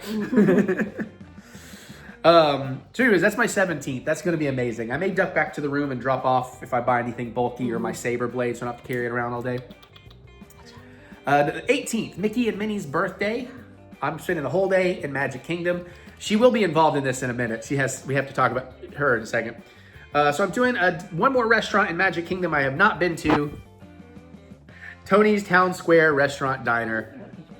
Oh, hang on. Oh, he's like biting. He's like playing. He's roughhousing on your back. So we'll try Tony's. We'll see what we think. I also have a Beak in the Barrel for 9:30 that night. I have the Christmas party that night, so I was spending a very long day in Magic Kingdom. It should be a good time, though. The Wednesday the 19th, that's when Jack Dad... is on camera. His butt is, not his butthole, but his tail. And Hi, Jack. What you doing? so the 19th, I'm going to start off in Batu, which is the one park my dad's not going to get to. I have an Oga's lunch at 2 p.m. And after that, somewhere around 4 or 5, I'm going to meet up with my dad. And we're going to go down to Disney Springs. We'll do whatever. And we have an 8:30 Morimoto's. And I'm going to blow his damn mind with those ribs. Right, cute boy? Hey, cute boy. He almost wanted to look in camera with me. Jake, look up here. Jack, what's this? Jake, what's this? What's this? What's up here? almost got us both Kilroying. So that's gonna be cool. So then this part of the trip is gonna be a little bit different, having my dad around. Because he ain't gonna wanna run around like I would, so I'm trying to plan it with that in mind. Thursday, I'm taking him to Animal Kingdom. I want him to try the Dole Whip and coconut rum. I think he'd like that. He's not a cocktail guy, but I think he'd like the pineapple Dole Whip and coconut rum beverage. And then the funniest thing to me, because the food is great, as you all know, I rave about it, I'm taking him to Tusker House. And I keep tormenting him with the idea it's a character dining experience. So he's gonna have the characters come around and it's gonna be hilarious. Doing that at 2 p.m. And then I actually convinced him to do Magic Kingdom because I got a Christmas party thing so he could do some of that. And I'm taking him to the Beak in the Barrel at 8:10 p.m. that night, which is when I got in the second round of bookings. And I can't believe John's getting the Beacon Barrel before I am. that is weird. Yeah. Well, unless I hate it or unless I think he would hate it, then I might cancel my reservation. Because again, he's not a cocktails guy. And then I'm a little worried if they do that thing where they seat us with strangers, if that's going to be an issue. And I don't know if he's going to stand at the bar, so we'll see. And then Friday, November 21st, Dad and I are doing Epcot all damn day. I thought it was going to be for festival food, but he's going to want to sit down and air condition. So we might change over to doing restaurant stuff more. But we have a little bit of stuff booked just to help out. And, I'm going to take him on Living with the Land so he can sit down for 20 minutes. The Pixar Shorts Theater he's down for. I thought that sounded interesting. Try to maybe get him on Soarin'. Okay. And, maybe Figment just because I love it. I was like, how do you feel about aquariums? Because I was thinking about Nemo. I'm just trying to find things for him to do that he might enjoy. That'll get him a kind of out of crowds every now and then. I was so surprised by the aquarium. Same. I'm thrilled with what we experienced with that. I'm almost through this. And I did get Dad and I a GO82 at 320. If I loved the food at Rose and Crown, which I don't, I would just book us there so we can get Lagavulin easier. But I did get him an end of night beer garden restaurant dining, 7:35 German, the polka band. It's going to be a great way to end the night. And then Sunday the 22nd, he's just going to go on back to the airport. We have the same flight home, but I'm foolish and I'm running over to Hollywood so I can do my traditional last stop at Oga's at noon and then get on out of there. So that's the November trip.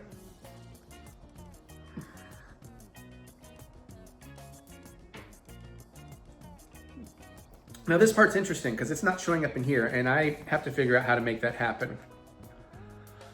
So, pretty much looks like Mary and I are going together in January and February. We're gonna do a fancy, long, romantic trip. And it's probably Mary's only trip next year. She's taking a break from traveling a little bit.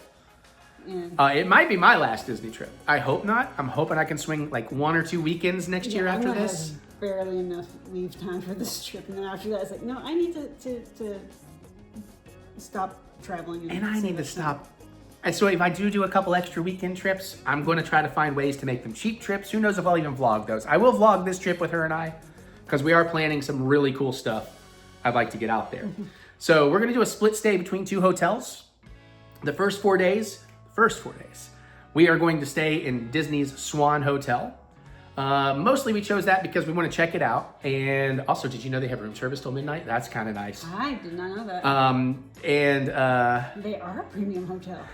Deluxe Resort. Deluxe Resort, there we go. But they are affiliated with Disney. It counts as a Disney Deluxe Resort, but it's like separate. It is a Marriott Bonvoy thing. So I don't know, it needs to show up in my app so I know I can book things. I don't know, I'll figure that out. I'll give you the information on that when I figure it out. But we don't have anything scheduled for that, of course. But part of the reason we want to stay at the Swan and Dolphin, other than its proximity to Epcot and the Skyliner, is it has, I cannot remember what it is, but a Japanese restaurant that does karaoke almost every night. And I'm like, if they're doing karaoke till 11, we'll stop in there almost every night. So Mary can just go sing her little heart out. But then we get to do something we're both very excited for on the back half. The second 4 days, we're staying in the Polynesian, kids. We really wanted to stay there. I held out, and I finally waited, and they put up the AP discount. I got 35% off the standard room. Still expensive, but it's a lot less expensive with 35% off. So big reason for that is it'll make it easy for us to finally, hopefully we can book one, because they will go fast. We've been to Ohana. We love Ohana. We're going back to Ohana to get all those noodles. But also, we want to do the character dining breakfast where you get Stitch and you get Lilo. So that should be really fun. And, we just always want to try the Polynesian. So do they do Lilo as a person or as a character? It's like a character thing. Yeah, it's not she has like a head or whatever. Yeah. Okay. So that's a big deal. And one of the other big deal things we're planning, because this is just new, we're still figuring this out. We'll tell you more when we get close to it. We are going to take one of those days and we're going to do an extra special park hopping. And theoretically, if it doesn't book up too fast and we can get it, well, one way or another, we plan to go spend an entire day in Universal's Epic Universe. Yes, you've been asking for it. You get it. We will go over there. But ideally, they do VIP tours. So we're hoping to snag those. It's a little expensive, but by the time you buy a park ticket and express, which this becomes after you use it, it's not that much more expensive. 4-hour tour, guaranteed 6 rides, probably all 8 as long as they're working. And we're done at 2 p.m. We'll just stay off the roller coaster that kills people. We don't have to make jokes about that. I mean, we're gonna stay off the roller coaster anyways, because fuck a roller coaster. But should be able to do Ministry of Magic, should be able to do Monsters Unchained. I don't think I'm doing the werewolf roller coaster. I thought Monsters Unchained was a roller No, that's coaster. like the Harry Potter thing where you're on the arm thing. So I was like, I'm in. All right. We'll do the Mario rides, all that stuff. So Yahoo! Woohoo! I wonder if our little wrist things from Hollywood would. They should, but if not, they've made other new ones. So I'll just get other new ones, the collectible, because you know me and my dumb ass. I have promised, and hopefully I can stick to this promise, I'm just gonna use miles for a coach ticket because it's way cheaper. Especially once I found out what the VIP thing would cost us and Mary's park ticket because she's not annual pass. Anyways, I might upgrade us to Comfort Plus at least. I just like getting on the plane early enough to not worry about my checked bag needing to be checked, because I am always paranoid about, we're gonna need you to check your bag. Do you need to take out all the batteries? Then I'm gonna be like, this battery is 80% batteries. So I'm just supposed to walk in the plane like this? Now I have 80 carry-ons. They were like, you have a bag. Yeah, pretty much. But also I found out too, I don't think I need to be paranoid about it because I wear all my gear on a backpack, so they consider that my personal item. And in my little laptop bag is my carry-on, which is, they're not gonna make you check that. So apparently if I stick to that situation, although I am looking for a bigger laptop bag now because Cancun about killed me. Not that I take that much camera gear down to Disney, but anyway, so that's the updates. That's what we're doing vacation-wise. So. And we'll keep you posted. If I change any Dad's Epcot stuff, I'll let you know. I'm going to Gideon's a bunch, bringing Mary home some. Mary will be going to Gideon's a bunch. Just bring me Gideon's from the second trip, because the first trip they may not be nearly as fresh. From the dad trip, the 19th would be the last time I'm in Disney Springs, and then we're home the 22nd, so. Not perfect, but I'll ship it home. I don't think that counts as shipping. So, Dad, I mean, if you have one that I want and you want, but you want, then just get your dad to buy it because you only have that 6 limit. Is it limit of 6? You can only buy 6? You can only buy 6 at a time. Okay. Well, they don't want, it's like a lawsuit thing. If we sell any one person more than 6 cookies, they will die. I believe it, honestly. Well, I feel like it's more because it's limited quantities and it's so popular. It's their way of trying to keep it fair. Yeah, I'd agree with that. Okay, so like I said, there'll be more updates. I'll tell you about Dad and any Dad plan changes. I'll tell you if I figure out why the Swan is. I have checked on my Marriott app. I definitely have it booked, but it's not showing up in my Disney Experience app. But I also just realized, which by the way, my AP discount worked on the Swan as well. It's just a lot trickier. You have to use the code QWH and doing it as a promo code. And you have to go to like their website. You can't book it on the Disney site. Little things like that are kind of annoying, but Which means you probably can't use your magic bands there. I'm not sure. I'm going to look into it. I haven't, but it's fine if not. You know, it's not a game ender, you know what I'm saying? I would say Marriott would be like, well, that's not our proprietary stuff, so... Yeah, maybe. I don't know. We'll see. But we wanted to try it, so there's that. Knocking through the restaurants, knocking through the hotels. I will do all of Disney eventually. Well, almost all of Disney. I'm still not going to ride a couple of things. But no Space Mountain for me. Okay. I should say, I might be able to handle Space Mountain. I definitely don't think I want to do the Tron ride, though. I saw a video of the Tron ride the other day, and I was like, I don't know. I could almost handle the Tron ride. Maybe. I'm not sure. Doesn't look like it's any crazy dips or spins or anything, so. I don't know, but it goes super fast. Well, the video, it didn't look like it, but yeah, you're probably right. I want to say it goes like 80-something. Well, speaking of Tron, let's shut up so you can feed the kids and we can go watch Tron. Okay. Which we'll be reviewing very, very soon in this video. Bye. Bye. Rolling! Oh, no, we're already rolling. Hey, let's talk about a movie. We just keep making these vlogs. Just one vlog after another. Directed by, well, luckily our lives are not directed by Paul Thomas Anderson. Hey, we saw one battle after another. We saw it in IMAX, and you know what? It fucking rips. It was awesome. That's a great fucking movie. Okay. I loved it. I think it's a well-made movie. I'm just not sure how much of it's going to stick with me in the long run. Fair. And I mean, I know you like to forget movies and shit, but... Oh, I'll watch this again and again. This was but, excellent. Yeah, me who will probably never watch most movies ever again. Mostly just because I has no time. Yeah. Then whether or not something sticks with me is kind of important. Yeah, I mean, that's fair, but that's also people enjoy things differently, but at least you actually enjoy by sitting there, shutting up, and watching, so I appreciate that about you. Definitely a little more my jam, very relevant to the time. Leo is amazing, but honestly, my favorite in this has got to be Benicio del Toro. He was so much fun in this. Although, I have to say... I was about to say, that's not the person you were giving the most accolades to. Well, Benicio's my favorite because he was the most enjoyable, but Sean fucking Penn better get a goddamn Oscar out of this. At the very least, an Oscar nomination. He is strong front runner for Best Supporting Actor right now. He is fucking amazing in this. Yeah. He really blends and disappears into his role. It's a unique role. It's fascinating, his whole arc. I love where it goes. It's awesome. The cinematography was amazing, but I'll come back to that. Go ahead. That's what I really want to talk about. I was going like, does he actually look that rough these days, or is that makeup? But apparently somebody was doing an interview with him and they could not get him to stop smoking for more than a few seconds. That is Sean Penn. He's been around a long time, and I mean this with love. A bit of a crazy motherfucker.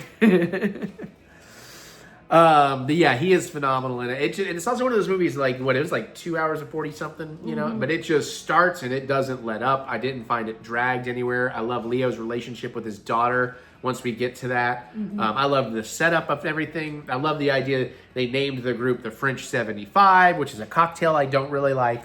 But it did pop in my brain like, we're doing that, okay. Yeah. But I loved the cinematography. Again, my brain is in cinematographer mode because now after Cancun, I'm looking at I'm just excited about filmmaking again. And I'm wondering, should I actually just be a cinematographer? Is that more my calling, more specifically than trying to be a director, producer? But, you know, I don't know. We'll see where that goes. But you do get to that one portion of the movie where if you're prone to motion sickness, you may not want to be in the IMAX. Are we talking about the thing that I love so much that I wanted to recreate? Yes. So I can tell you this without spoiling it. But near the end of the movie, there's like a driving car thing. And it's like, you know, it's in the mountains and hills or whatever. So it's going kind of up and down over these very, you know, lanes like this. But they used like if you know cameras, you know what I'm talking about. They used a long lens, which like compresses distance. And like, you really feel like they're going to launch off these hills because it looks like because you don't see, because it shoots so far further out, you aren't seeing once you go up the hill, you aren't seeing the come back down. Yeah. It just feels like you're going to every time. But it is so fucking cool looking and it adds to the tension so fucking well. That like literally I was like, that's it. We got to go get the car mounts. We're going to put my RS4 gimbal on there with the SLR. I'm going to get the longest lens I've got. Like I think I got 135. And we're just going to drive over some hilly roads. And I just want to recreate that shot because it was so freaking cool. And it's not like one blink and you miss it shot. They do kind of utilize it through this sequence. And It's really unnerving and really neat, and just a really cool thing. It's such a simple idea. Also, I love that this isn't so much a cinematographer thing in the terms of like, oh, they lit all this beautifully and did interesting lighting, because it is well lit and everything, but it's like just the choice of figuring out what time of day to be where for the light to hit just right. Stuff like that it's a fucking beautiful movie. So obviously, Sean Penn is high up there on my Oscar watch for Best Supporting Actor, and this is absolutely high up there on my Oscar watch list for at least a cinematography nomination. I imagine Paul Thomas Anderson will get a nom. The movie, it could be in one of the 10 best pictures. It's a little early to tell. You know, there's a lot of things we haven't seen, a lot of stuff starting to come out. But definitely Sean Penn needs to be in that conversation. Leo is great, but I mean, you know, Leo is always great, but unfortunately, he's kind of always Leo. Like, you know, it's like, it's still Leo I'm watching, you know, but I mean, it's not a fault of his per se. Honestly, the role he probably disappeared most into is either going to be on Growing Pains or in Critters 4. Yeah, no, that's legit if you didn't know. I'm pretty sure he was on Growing Pains. Wasn't he Boner? No, he wasn't Boner, but he was the youngest kid's youngest friend in the later seasons, I think. But I know he was in Critters 4. That was his first movie. Hold on, that's a good question. Was Leonardo DiCaprio on Growing Pains? Yeah, he was Luke Brower. Look at that little Oh my god. young little kid. That's a young kid with an adult's face. 1991 and 1992. Yeah, it still looks like Leo. I mean, come on.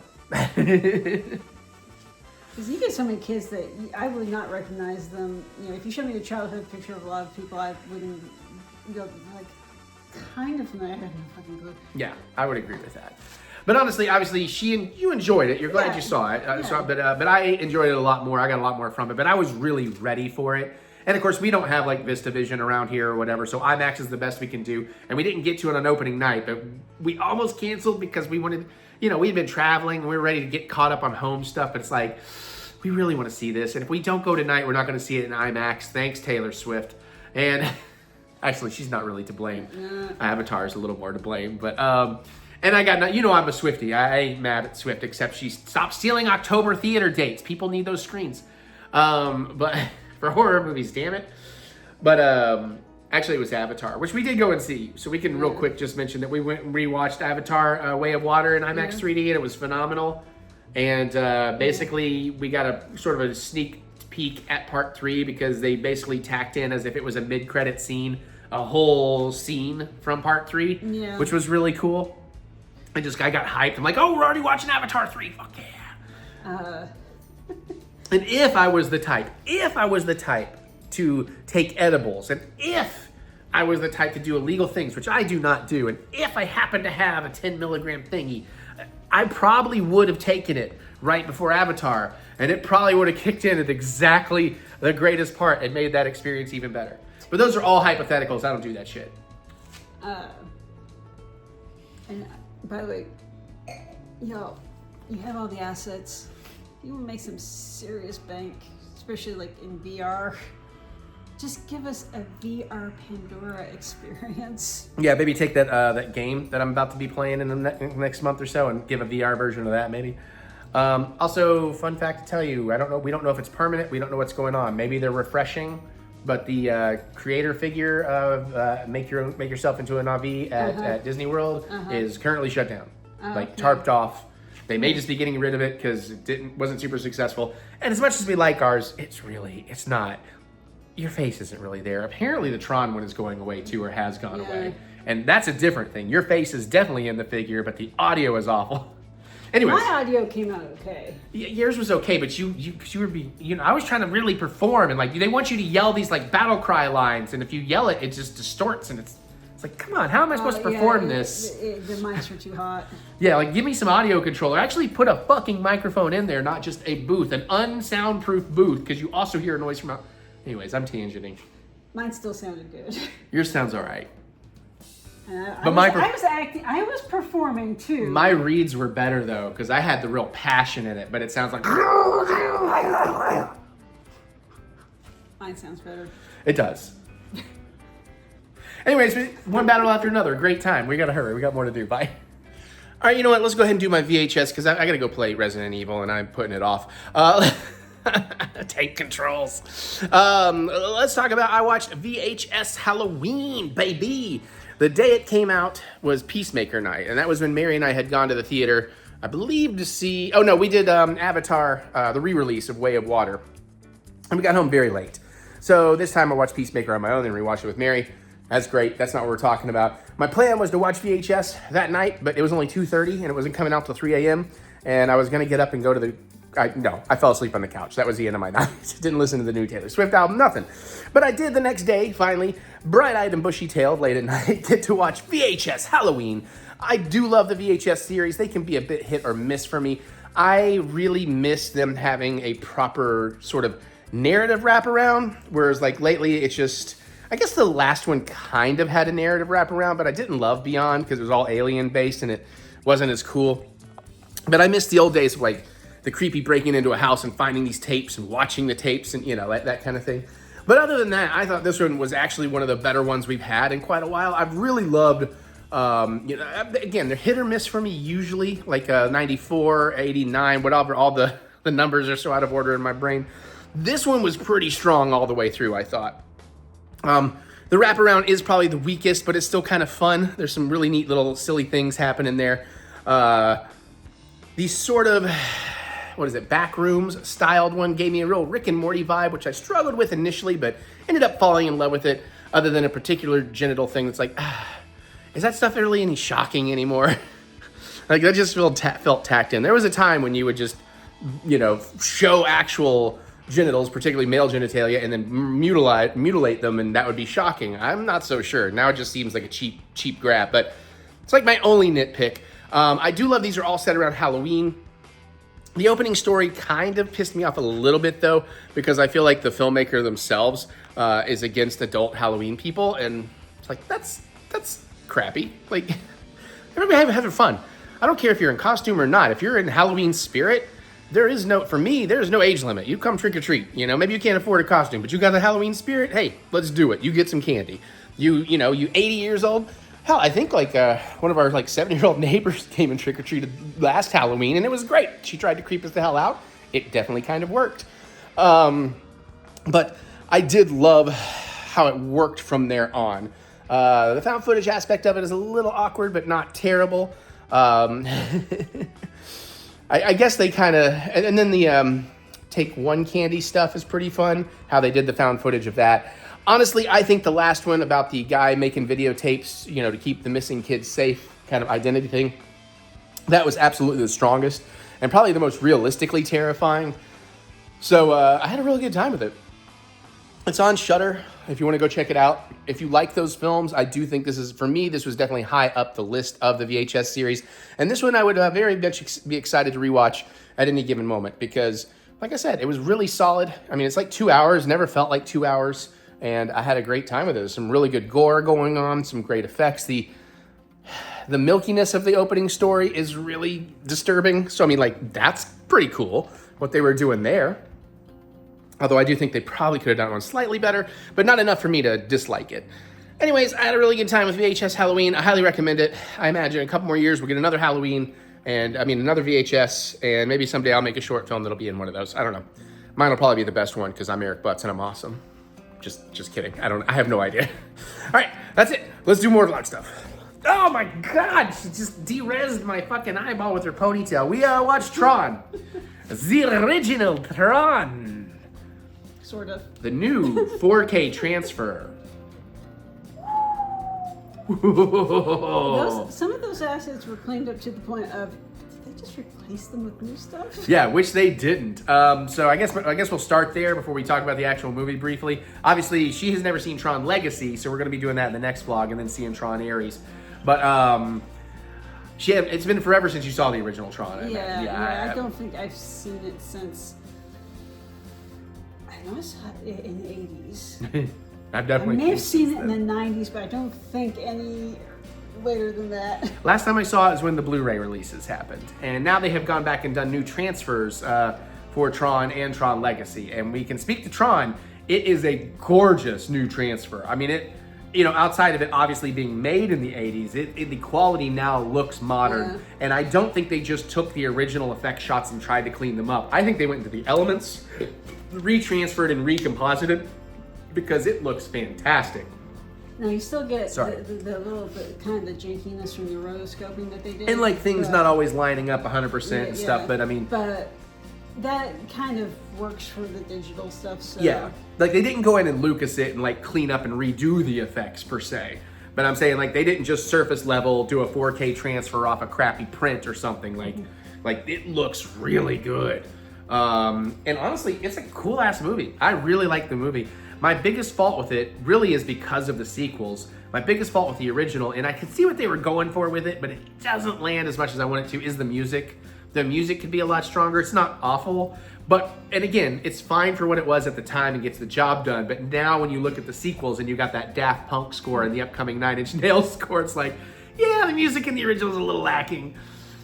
What would have been the equivalent of for the earlier? Electric Light Orchestra, ELO, you think? ELO, yep, Goblin, Claudio Cimetti. Okay, Goblin. The thing is, I feel like for Tron, that would have been a little too hard rock. Well, I mean, they could go more synthy. That's also what I was thinking, more like an ELO type or something. But again, you know, but honestly, it looks great. Jeff Bridges is great. Oh, David Warner is fantastic in this. I've played with his severed head from Reanimator. I think I've told that story. Randomly, I was in North Carolina. I had a photography class. My photography teacher found out I was a huge horror nut. He was friends with the guy who did effects on Reanimator. And one day he brings in one of the old David Warner heads, like an actual screen used one. It's a little deteriorated. The latex was rotting, but it still had a little of the animatronics in it and shit. I was like, so I've actually played with David Warner's Reanimator head. I got a little head too. Take that, Barbara Crampton. You're not the only one.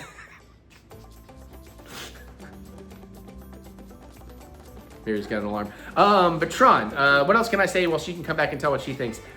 What I love it is like a 90-minute movie. It starts ripping and it keeps roaring. The pace is wonderful. It's never a dull. It does not get dull.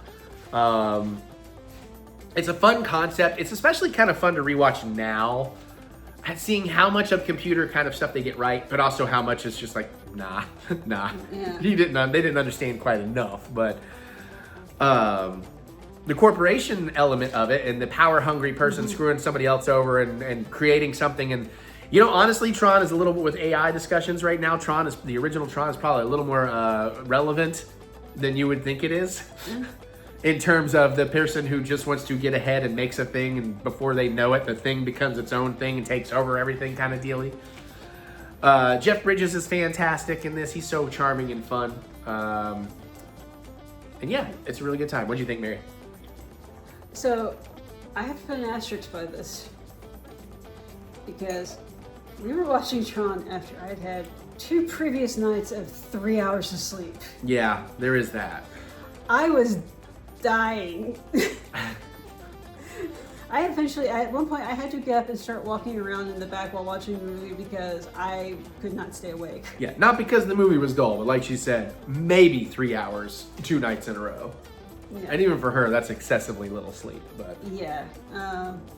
Yeah, I usually clock 4 to 5 at least. like maybe tonight, maybe we hurry up. But it's just like, from what I remember, again, this was a rough one for me to get through because, again, I was fighting sleep. And it does have quieter moments, you know, of like that 80s sound design where it's not as lush as something would normally be today. Yeah. But yeah, what I did watch, I was entertained. And I was impressed with how cleaned up it was. And I love the idea that, you know, the programs have users and look upon the users as their gods because they're their creators. Because, you know, me, like, I'm not a religious man per se, but I'm also not a complete atheist. I tend to be a little agnostic because I like to think... And they are made in the image of their creators. Right, which I'm going to come back around to, but I was just saying, it's like, I like to think, like, listen, I like to think there's something after we die.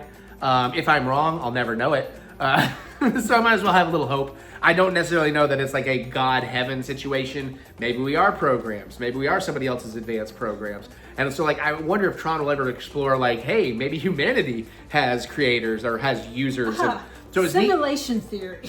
Yeah, I mean, things like that. So it's kind of neat in this, even back then in the 80s, they didn't play into it that much, but they clearly had it on the mind of like, what if a god came amongst us to fix our problems, you know? Like, I think that's kind of a neat element that maybe is a little undercooked in the original, but I think that's just kind of fun to look at that and then like just philosophize that into our existence of if we are some form of program for somebody else, you know, or simulation or whatever, you know, I think that's kind of neat. Yeah, have you ever heard of a Jupiter brain computer? Not by name. Maybe I'm familiar with the concept. Think of a supercomputer the size of Jupiter. Okay. If you had such a computer, you could run simulations where you could go through the entire life cycle of a world in seconds. Yeah. And when you start thinking about stuff like that, it's like, well, if that could actually exist, then we might actually do simulations. Yeah, because time is relative and is just a construct that's made up, and you know, so who knows? At least we don't have like little green diamonds over our heads. That's true, because then people will like erase your doors and not give you a bathroom, and you'll poop yourself to death. What did I recently watch? I don't know if it was new or old, but I recently saw an episode of something. Oh, it was an old Robot Chicken sketch. Oh, yeah, yes. Yeah, I think, were you watching that with me? Yeah. Yeah, or like the nerd becomes, it's like, I get to live with my dream sim wife. And does not go well. That's a good sketch. Anyways, I don't want to go down this philosophical road because I will go deep on that kind of stuff. Philosophy and quantum physics and alcohol. You think I talk a lot now. All right. There's many layers to me, people, that you don't know. I'm a much more refined gentleman than you might believe. Pinkies out, bitches. I love the finer things in life, like fine beverages and fine steak and titties. Now on that note, That was undercooked. I don't know. I was working it out, but all right, yeah, we're gonna move on. We got more vlog we gotta film. You got more vlog to watch, and I'm not touching you. I'm not touching you. I'm not touching you. Bye. Unboxing time, and things are about to get spooky. I think you saw this in a previous video, but I did get my one Spooky Town piece for this year. I try to allow myself one Spooky Town piece. Oh God, we got 20% battery. And again, I went in at the very start of September. It was pretty wiped out. Everything was 40% off at that point, but this is really cool. It wasn't the thing I was looking for, but I saw in action. I was like, this suits me so well. Now we may have to cut and find power because I don't think it comes with power. I feel like it should. No, because I think these things are much like ornaments and everything. The power situations are sold separately. I could be totally wrong. I would like to be wrong so we can make this unboxing happen a little bit easier. But it's not very clear on the box if it's included or not. Sorry, doesn't want to spin any further. And then I don't know if there's any text on the bottom. And Mary has not had a chance to see this in action. No. So I had like a $5 off coupon and 40% off. So this was normally $125. I did get it for like $75, which for this kind of stuff, fairly reasonable. Do you just want to open it, or I don't mind just kind of filming? Let's see if I can make you a little extra room here. Sorry, I got some Halloween Hard Daddy shirts still in the way. And when you pick it up, I can move my cooking stuff because that is not spinning. Yeah, this is an awesome book. It's all charcuterie. It should have been called Scar-cuterie, but whatever. Okay. All right. It is charcuterie in some dialects. Depends on how you pronounce it. Yes, cutie lady. Pulling them tabs. Okay. Spooky Town. It's not taped. I'm trying to be very delicate with your box here. Well, because we always put them back in the box, so I'm not too worried about being super delicate, but here it is. Yep. Just for Yeah, I completely understand. Flat blade just to pull the thing out without tearing shit. Maybe. Oh shit. That is really That one is kind of in there weird. Okay, You wanna trade me, so Yep. because I don't want to fuck up your. I understand. If anybody's gonna fuck it up, let it be me. Understood. Wow. Yeah. That guy is in there awkwardly. Oh. Maybe that'll help. Oh, Oh. okay. That's not the way I. Oh. Oh. Okay. Okay. Yeah, you were okay. definitely going to destroy it that way. Well, that's not the way it looked like it was built. You're fine. Oh, I'm okay, laughing. I'm not handing this back to you. Okay. You can, but let me grab scissors. No, that's Velcro. Yeah. Yeah, you want to. Yeah, if you would prefer to unbox it, because usually you're the one putting it back in the box. Oh, wait, maybe it did come with a power brick. Told you it would. It always come with a power brick. There's hold on, don't open anymore. We gotta take a look at this stuff in case people want to. Sorry. That's okay. Well, it's fine if you can leave that under. There's if you want to pause there. There if you want to pause there.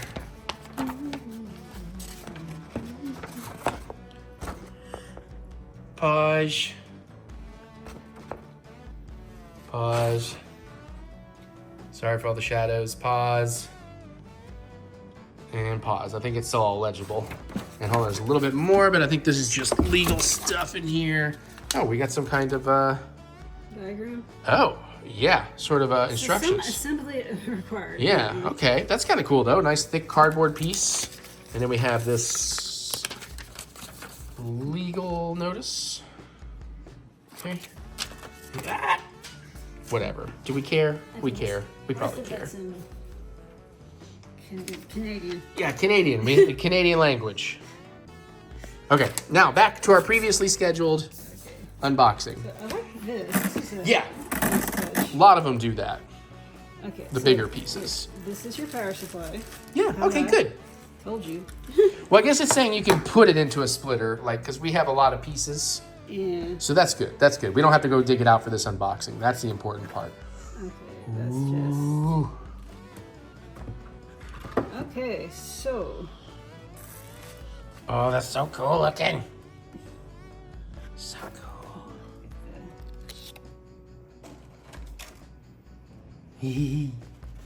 Of course, we will be showing this way off more once we get it kind of plugged in. Oh, yeah, it's got like stuff on the side. You need to hold it up so you No, can- it's good. I was getting it. It's just decorations. They're not as spooky as I thought they'd be. Well, this is kind of just a fun, This not only works for Halloween, I feel like this also works for New Year's Eve, if you like a spooky New Year's. I'm going to guess that is all the little figures. I believe you're right. So that's going to be fun to repack Where's every year. where's Here's the card. Really wishing I'd refilled my wine. Okay. Oh, the bride. So they are number 2. So they go here-ish. The bride is number 2. Bride and groom. It's 2 people there. And it did say something about being magnetic. Did you catch magnets? Yes. Okay. Is there some tape there? No, it's just plastic threads. Yeah. They're hot glue. It tends to be a little messy. Yeah, okay. Okay, so this is 1. Part of The- one, yeah, part yeah. of The one, lady yeah. part of one. Oops, I wasn't on it. Oh, sorry. No, that's fine. I forgot that I've kind of zoomed in too, so I do have to kind of pay attention to where.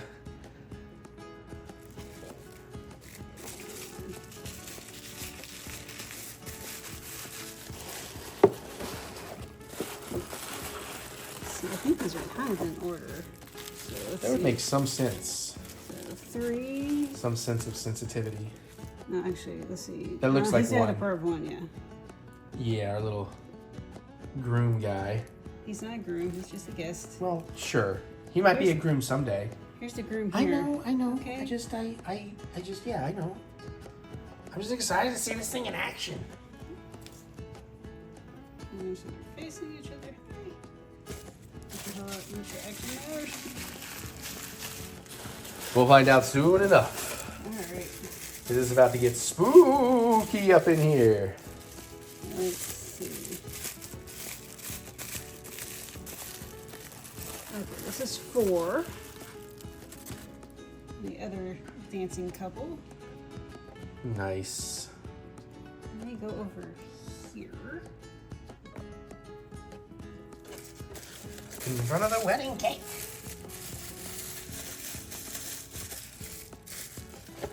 Oh, that's weird. Oh, it's... That's okay. I pushed it in and it's fine. Yeah, it's a little LED strip. Yeah.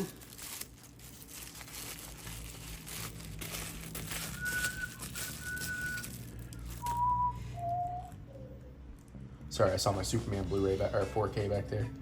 Oh, actually, he's the other part of. Oh yeah, he is. You're right. That's number 3 that we put over there. Yeah. Well, hello. How did that truck gray have a... and the dark blue kind of look. Yeah. How did that truck have a train horn? That was so weird.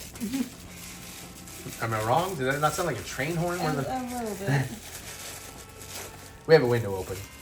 It's why it's noisier. And finally, other person number 3. And here's the thing. Spooky Town puts a lot of details into their stuff. Stop. Uh-huh.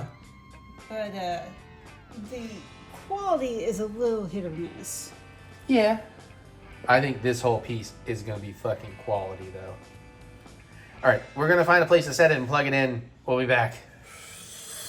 I'm still zoomed on. Let me zoom out. Got it next to the Fantastic Car and Superman for now. Oh, baby. Do you want to switch sides? Because I'm going to have you turn it on. Okay, you ready? Yeah, let's do it. Let's party.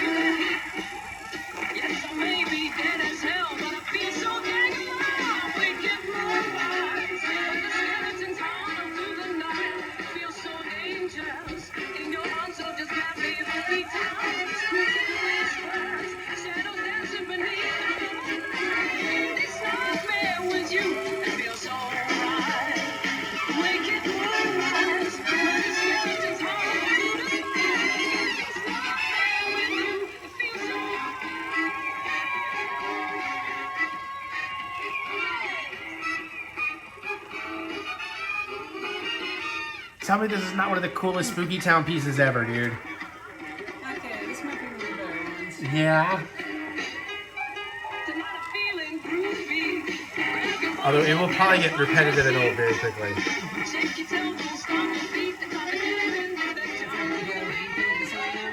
Yeah, so I think obviously there's a volume knob on that thing, so I guess you just turn the volume down. Oh, that's way up. So you can have it running and not have to have the music.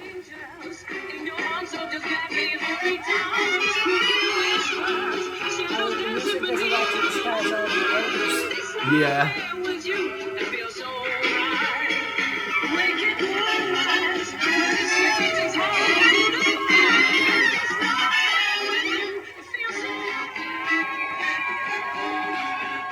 Pardon me while your boy gets all cinematic.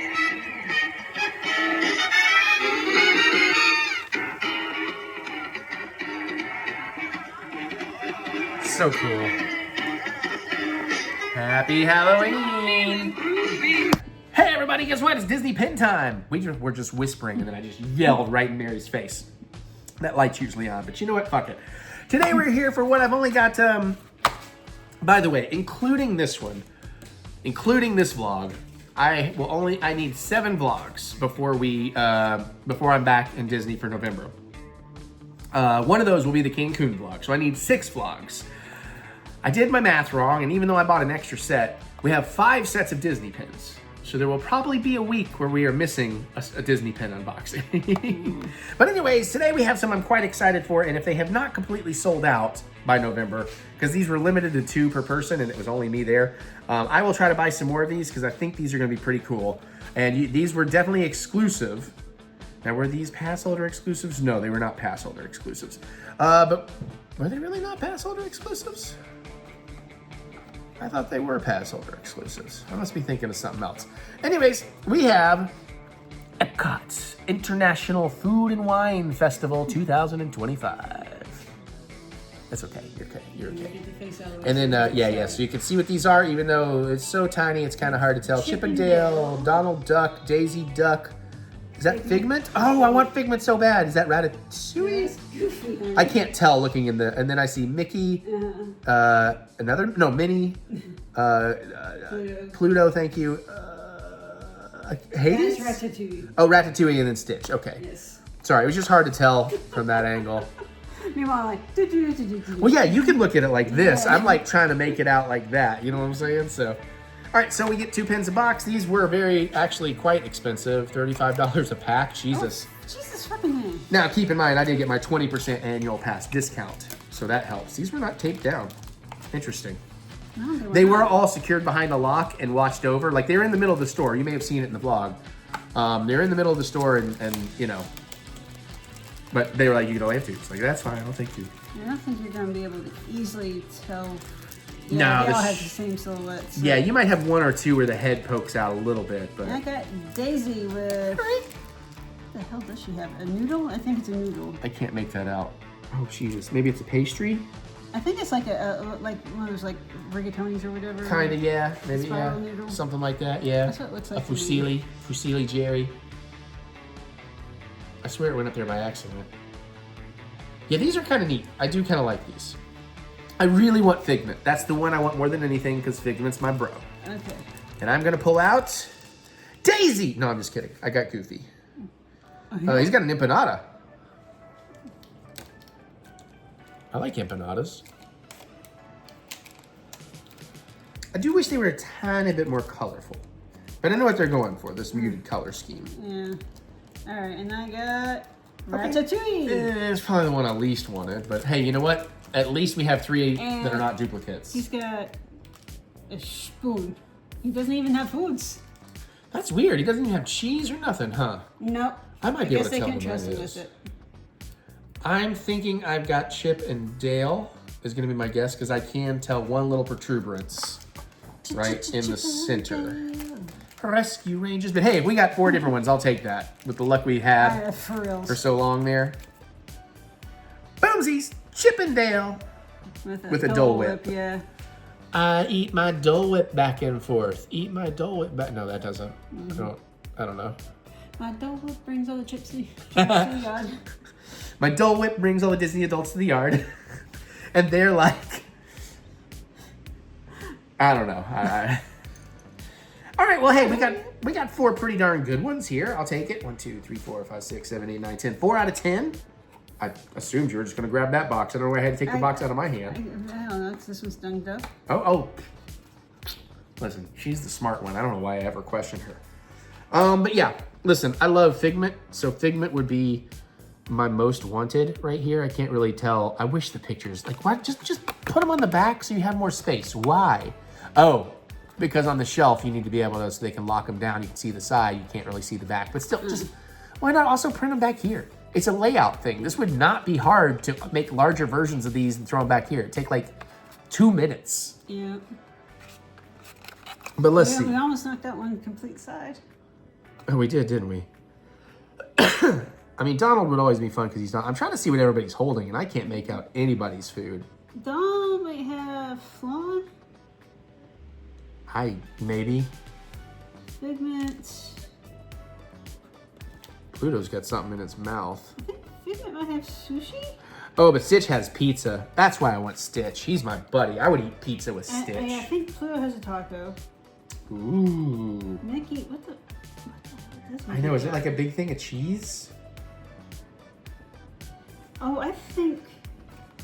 Okay, maybe.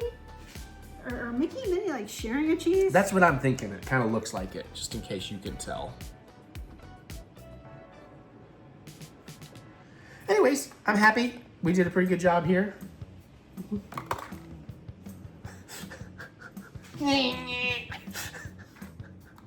That's the Disney Pen unboxing. What do we have? We have a villains round. We have a character fan round. We have a magical chef round. And one more Hocus Pocus round. So we'll see you next week with another round of Disney Pens. Hey. I've only had a bottle of wine. I'm not that messed up. We're running out of ideas here. So comment cocktails, please, if we haven't done them. I really should have started a list forever ago. Anyways, today we're here to do a very simple but different take. Today we're here to do what is famously known as Tommy's Margarita. It originated in Tommy's Mexican restaurant in San Francisco, a very authentic sounding. I'm just messing around. It's become a worldwide favorite. So basically what this does is Like Tommy Chong? No, it's not. No. Not that Tommy? Then you'd be competing with Danny Trejo. We don't want to see that fight. Kind of do. So this is going to be pretty easy. We're basically substitute. It's a margarita, but we're substituting agave syrup instead of the Cointreau. So that's what we're going to try. We're going to shake 2 ounces of Blanco tequila, 1 ounce of lime juice, half an ounce of agave nectar together with ice.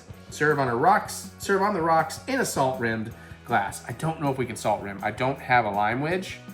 If I can steal a little of this lime juice, I will do it. And since we are making a mixed margarita, I'm using the cheap 1800 tequila. I'm not doubling this recipe. We're keeping it pretty simple, and that's the agave syrup. I'm sure there's better. I don't know. It's what I had access to. So let's get some ice in the shaker.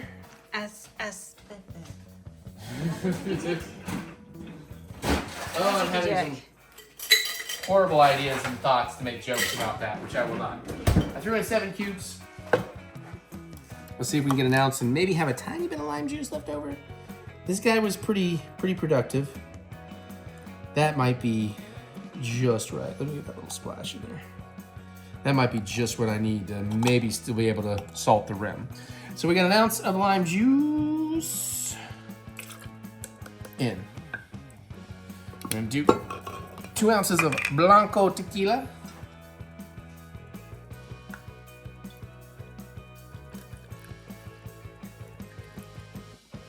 There we go. In. Although maybe because of the agave syrup, I should have done the agave sooner so the liquids would clear out the rest. We need a half an ounce of agave nectar. Oh, Jesus. Somebody was excited. That's what she said. I'd say just go ahead and put a little extra in because... No, I got it up to half an ounce. Why put a little extra? Because, as you noted, some of it's going to stick to the inside.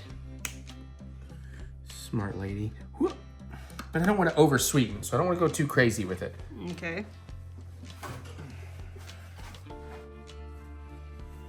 It was all on the inside. All right, half an hour. A goo-goo gaga. Sure. Okay, let's set this aside. We're gonna put the lid on. I'm gonna swap this out for this one since this is stickier and messier. Keep that in case we need it. Now let's see if we can pull this off. So what are you going to try to do? I am gonna try and like finger rub some lime, the little bit of lime juice left on there. Okay. Think that'll maybe, think that has a shot? Maybe. Making some salt stick. I mean, we're not gonna get it perfect, but I want a little salt, you know? Yeah. I would not recommend this normally. I would not do this normally, but I had literally 1 lime in the kitchen and it's late and we gotta get this done. When do we never do this late? It is kind of always the end of the night because... Yeah, because you never know what the fuck you're doing and then you panic. Because I need then... people to give me fucking cocktail options. You know what? It worked well enough. That works better than it should have. Yeah, I mean, at least for now. You know what I mean? If I'd had wedges, sure. And honestly, I would have skipped it, except I haven't put the salt tray away from our last pitcher of margaritas, so it was right there anyways. Let's throw a little bit of ice in there.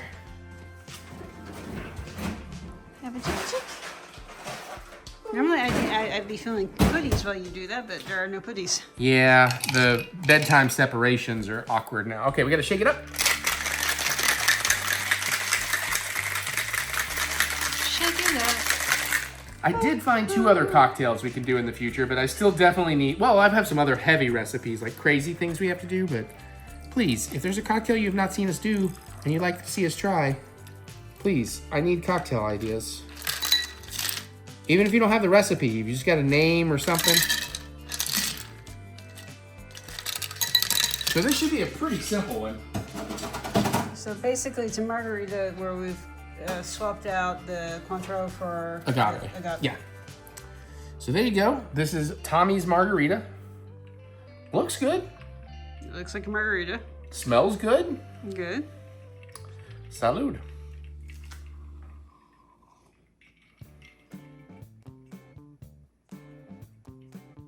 Oh, that is pretty fucking good. Oh, that's really fucking good.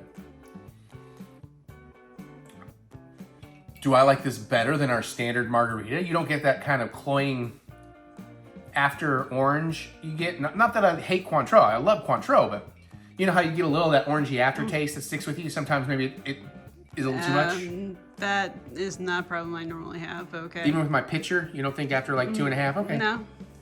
Still, that is surprisingly good. Let me try it with a little bit of salt. Remember, you're a super taster.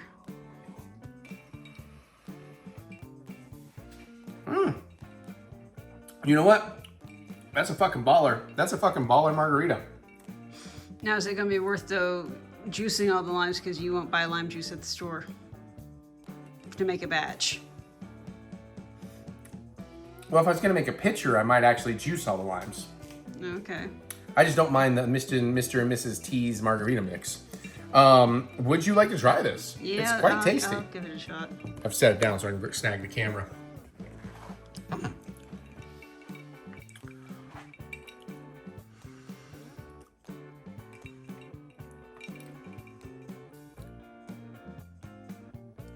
Don't know what those faces are, but okay. That's it. You know the way your face should look when you get a Sour Patch? Maybe that's why I like it, because I love sour, so maybe I am getting a little more of the sour lime. Yeah. I didn't think it was that much, but the fuck? It's not bad, but I can't not make that face. Okay. I think I prefer regular stuff. And you're not a big sour fan, am I correct?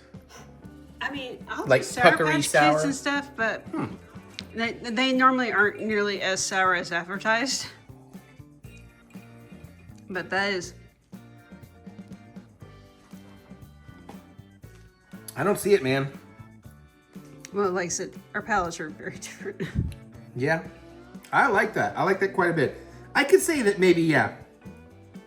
And maybe... Sorry, somehow we got a cat hair on the outside of this glass. I think, no, I think that's a Mary hair. Is that a Mary? I think that's a Mary hair. Oh yeah, that's way too long for a cat hair. I like that a lot. Mary, maybe not so much. I mean, I could drink it, but I'd be like... I do see that afterwards, I am having more of the sour lime taste than that more orange taste that I was mentioning. Mm-hmm. But I like that. I like that a lot more. Like, I'll just suck on limes, you know? Like, I fucking love citrus. I love sour citrus. Limes, lemons. Ugh. Yeah. So that may be the differential right there. If you love a soury citrus, and maybe you're out of Cointreau, but you've got some agave sitting around and you want a margarita, absolutely fucking works. Honestly, if I'm just gonna one-off make myself a margarita now, I think I would rather just do that. If I'm batching it, sure. Cointreau, do traditional. But if I'm just one-off margaritaing, I might have more one-off margaritas. That is awesome. All right, there you go. Turned out pretty goddamn good considering how quickly I had to throw this together. Almost done with this vlog. Mary needs to go to bed. Bye. Bye. Well, there you have it. That is the vlog for today. I hope you enjoyed this one. I know it's a little scattershot. Sorry, I'm realizing I'm doing some work off in the side here. It's 3 in the morning and I just did a bunch of video games and you know how this goes. Anyways, let me know. Geek out with me in the comments. I look forward to hearing what you have to say. Oh, I see what I'm doing. I shouldn't do all this all at the same time. I'm a little, whatever. Geek out. I can't. Other than that, click the thumbs up button. Give me the good old thumb of encouragement, as I do love to be encouraged. And oh boy, can we make this work? Remember, we will get through this. We will get through this together. Check out my music anywhere you listen to music. Look up TheEricButts. Try a couple of songs, get excited for more stuff. There's still plenty of video game Let's Plays coming. Food and cooking videos. Filmmaking is back. I'm loving what I'm doing. Can't wait to show you that Cancun vlog eventually. And you can follow all that right here. Go to TheEricButts.com for all your funky butts fun. There's more with the links in the description below. Click that see more button to see more butts. Now I gotta get on out of here so I can go finish this vlog and do some more stuff, live some more life, cook some more food, plan some more trips. I'll see you all later. Bye. Love you. Bye.